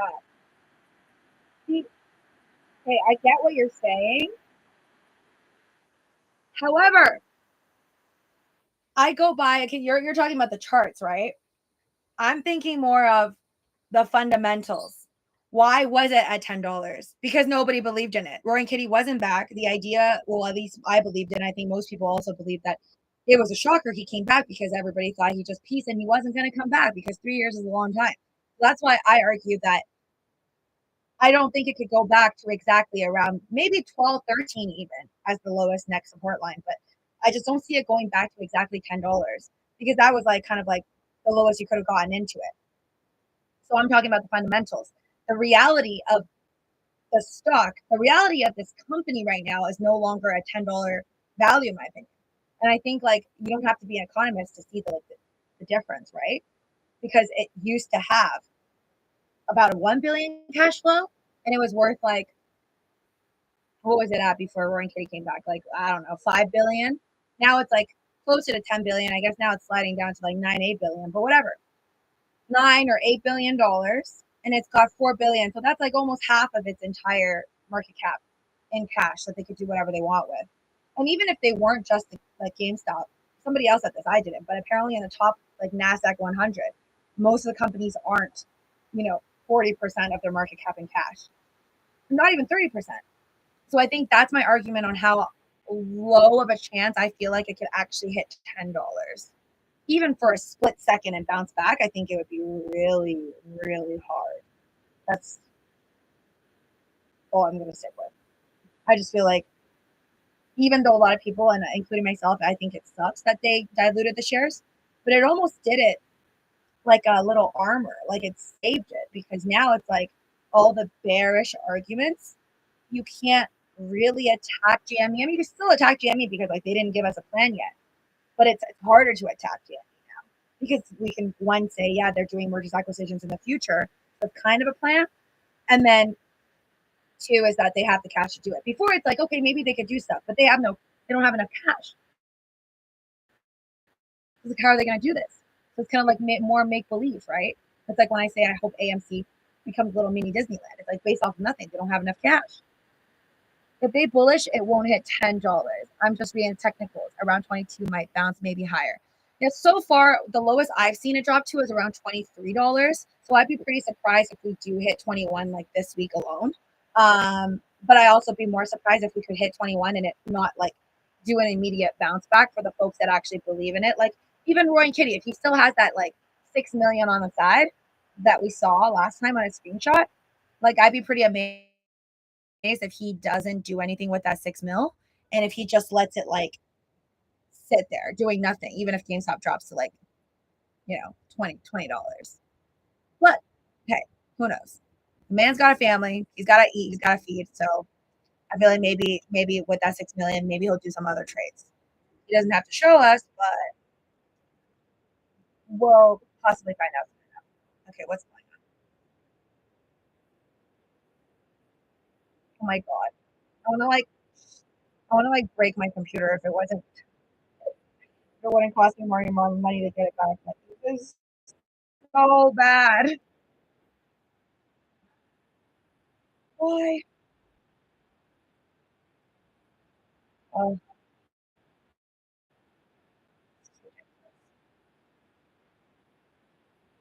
crying inside right now.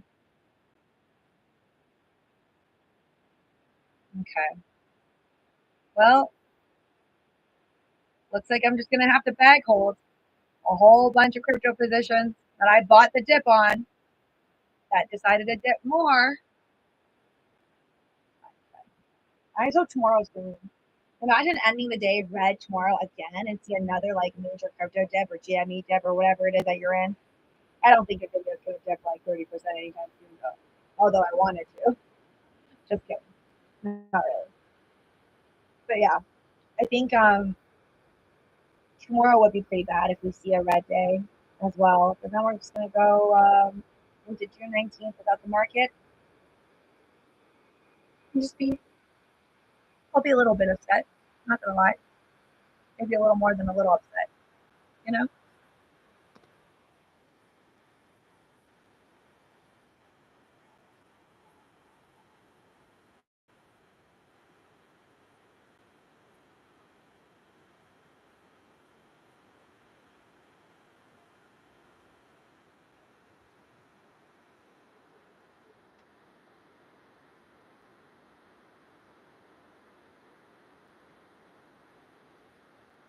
You guys can't hear it if you're on YouTube, but I'm listening. I'm not just like bouncing around to nothing.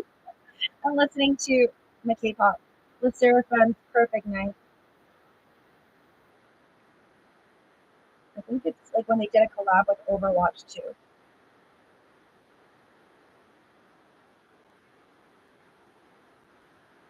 I've never actually played Overwatch though. A lot of like, I feel like a lot of K-pop artists, they do a lot of collabs with like either Overwatch or other games, League of Legends, I think too.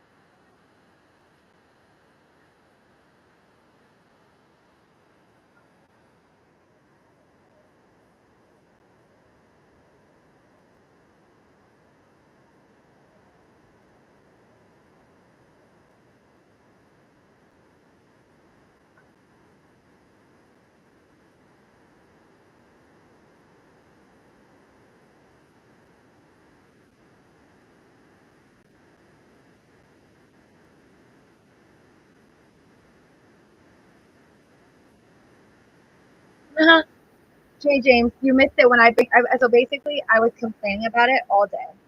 I've been complaining about how pissed off I was since I woke up at actually I woke up at I just naturally wake up at like 6 nowadays because I'm like always like wired, thinking about GME, dreaming about GME.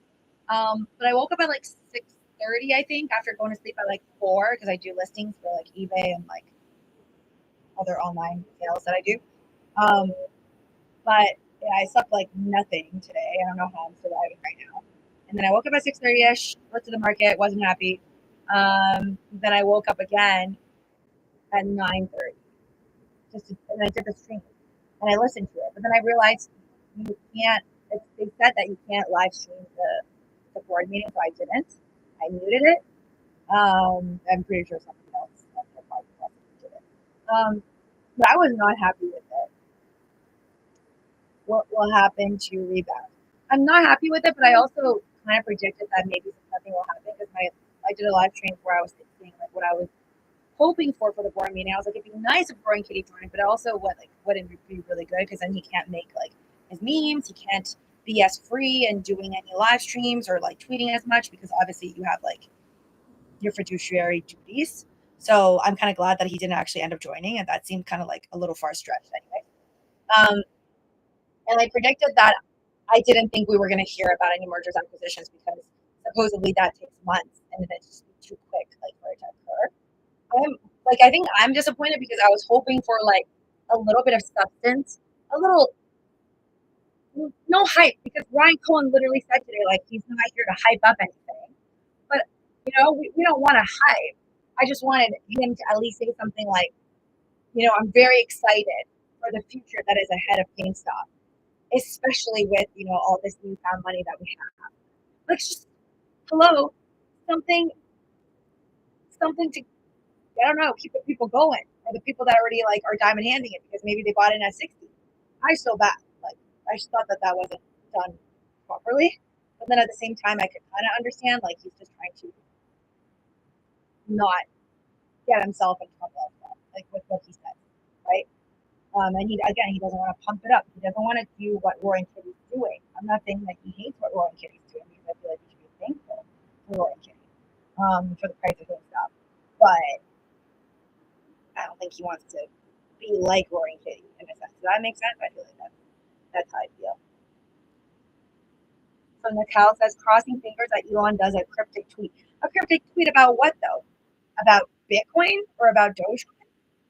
I feel like Elon still supports the Doge community though because I feel like he still tweets back to a lot of the people from the Doge community, like literally with the Doge and their Twitter usernames or whatever. So I feel like that still makes me bullish. However, with that being said, it is rough for Doge hodlers, any type of crypto hodlers out there right now. I guess it's just a lot to go through right now.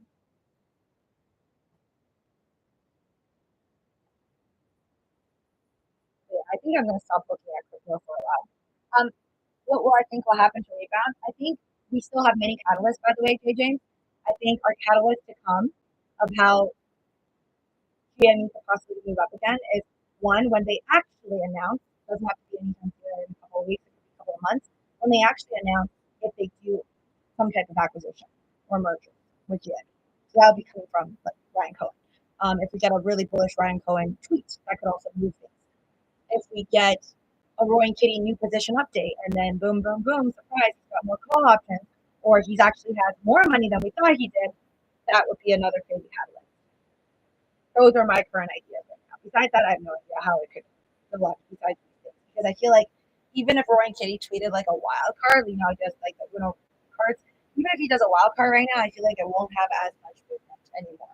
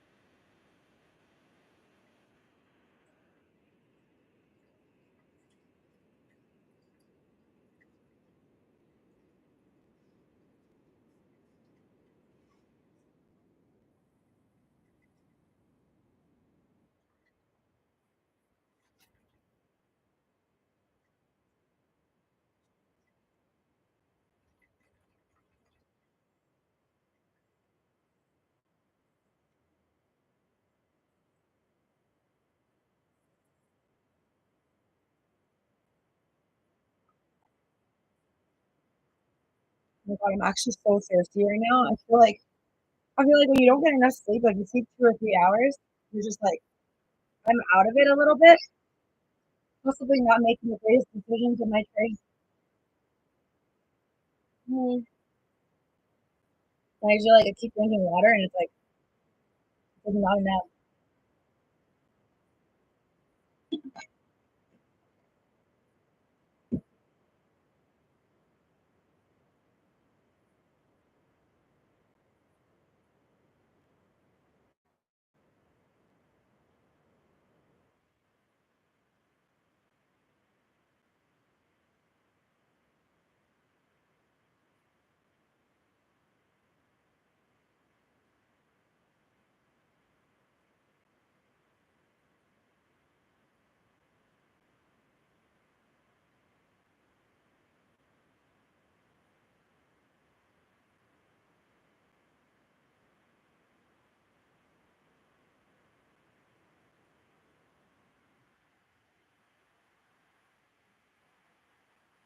I'm gonna play.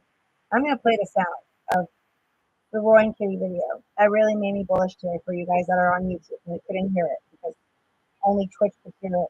And I didn't know that. But I'm uploading it as a short video on YouTube. It's already on my Instagram and TikTok, so I'm just gonna do it.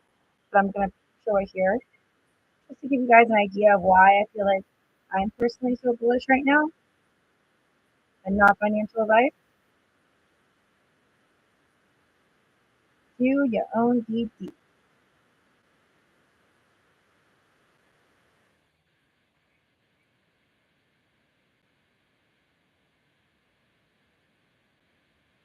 All right. So I'm going to play it on my phone. Give me a second. I just need it to load. It's the video of Roaring Kitty from 3 years ago in 2021, talking about Ryan Cohen, talking about GameStop. And this part just made me believe in it all the more, to the point where I feel like even if he gets out, I think I'm still in.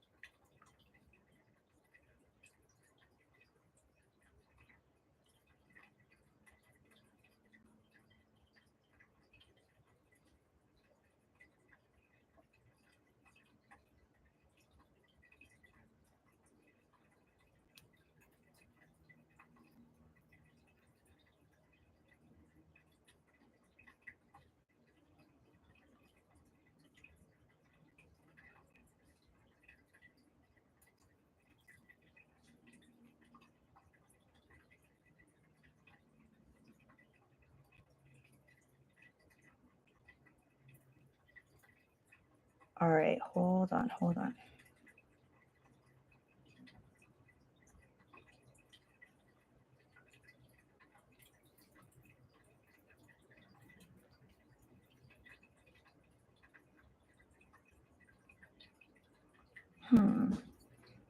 Give me a second. I'm trying to find something. Oh, okay, there it is. All right. On my YouTube.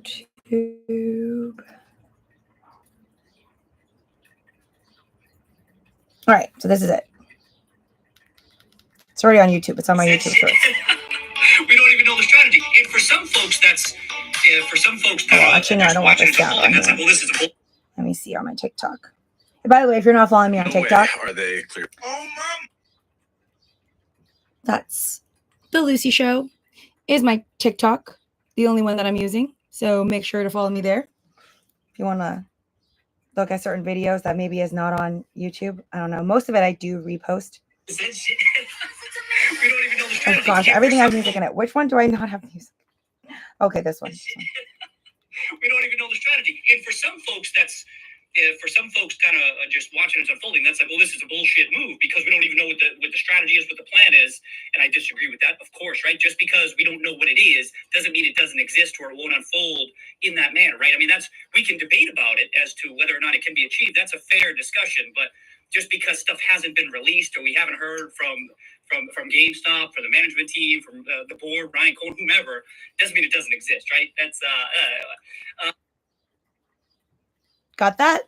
This made me really bullish looking back at his old video in 2021, because even in 2021, when GME was only pre-split 45-ish dollars. Yeah, that's GameStop cracks 45 as the title. When it was around $45, there were still people questioning, like, okay, well, they don't really have a strategy. They don't really announce anything. And he was like, just because they don't announce it doesn't mean it's not there. And then if you watch the entirety of the video, it's like 4 hours long. I didn't finish watching it yet. But then he goes on to talk about and compare actually GameStop with like Apple and Steve Jobs, and how before the iPad and the iWatch and all the other things that came along, you didn't know when you were just buying it, right? It can turn into something else. Bob says the meeting was a front to bury more shorts. So I actually had that thought, possibly, maybe. And again, I feel like, yeah, there's going to be people who are going to buy a lot of puts on this. There's people who are going to straight up short it because they'll see this as like a tasty meal to like get in on. And who knows what's to come. Just because I'm in it doesn't mean I feel like it has to reach the moon, right? Like I just bought the dip on crypto and it just kept on dipping. So I don't know any better than anybody else. We're just going to have to find out as this all unfolds. I'm just praying for my Uniswap right now. Pray for me, guys. It goes back to $12, man. I just wanted to swap it for a quick buck. Yeah. Anyways, I think I've done. Wait. Nick Howell says, arguably the most entertaining outcome, the most ironic outcome would be that Dogecoin becomes the currency of the earth of the future. Elon Musk. Yes, I do remember him saying that. And I feel like Elon Musk just naturally believes, by the way, that the most entertaining outcome is the most ironic outcome. And again, I think this applies, like not purposely, but I think this just naturally applies to GameStop. I think it is entertaining, and that's why it draws people into it. Like the whole fundamentals, whether you're doing charts or fundamentals, I feel like it's gone out of that whole world. You can't really do charts analysis or fundamental analysis as much as you try when it comes down to something like a roaring kitty situation. Like how do you can't even really explain that. You can't even really put a price on it.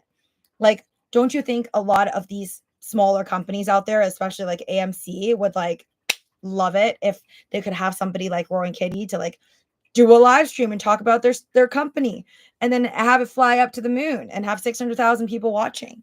Like that's type of like influencer, whatever you want to call him. I don't really think of him as an influencer. I could think of him as like just famous now, straight up. But yeah, that's the type of stuff that you can't even put a value on. And it's so much power and it's just so relevant. And I feel like it's really fitting for this like generation that's like all over like TikTok or Snapchat or whatever it is that young kids are using these days. Anyways, guys, thank you so much for joining me on my very, very long live stream. I'm on my path. I may not get there yet, but I'll make sure I get there eventually, even if I'm just doing dancing videos on Twitch to become an affiliate. I appreciate all of you guys that were here on this stream chatting with me for way too long.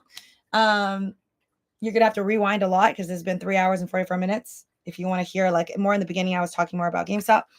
And yeah, I wish you guys luck. I have no idea what will happen tomorrow.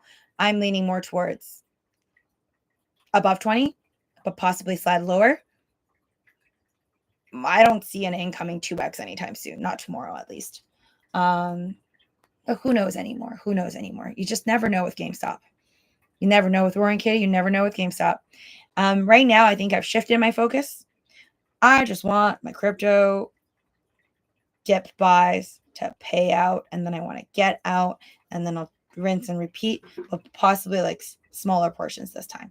Anyways, take care, guys. You've been lovely. Smash the like button on the way out if you haven't already. Make sure you're subscribed, ring that notification bell, all that good stuff. I'm going to take a little break because I've been talking nonstop, and I'm going to continue with my listings. And then, I don't know, maybe I'll post some more like short videos later. All right, peace. Bye, guys.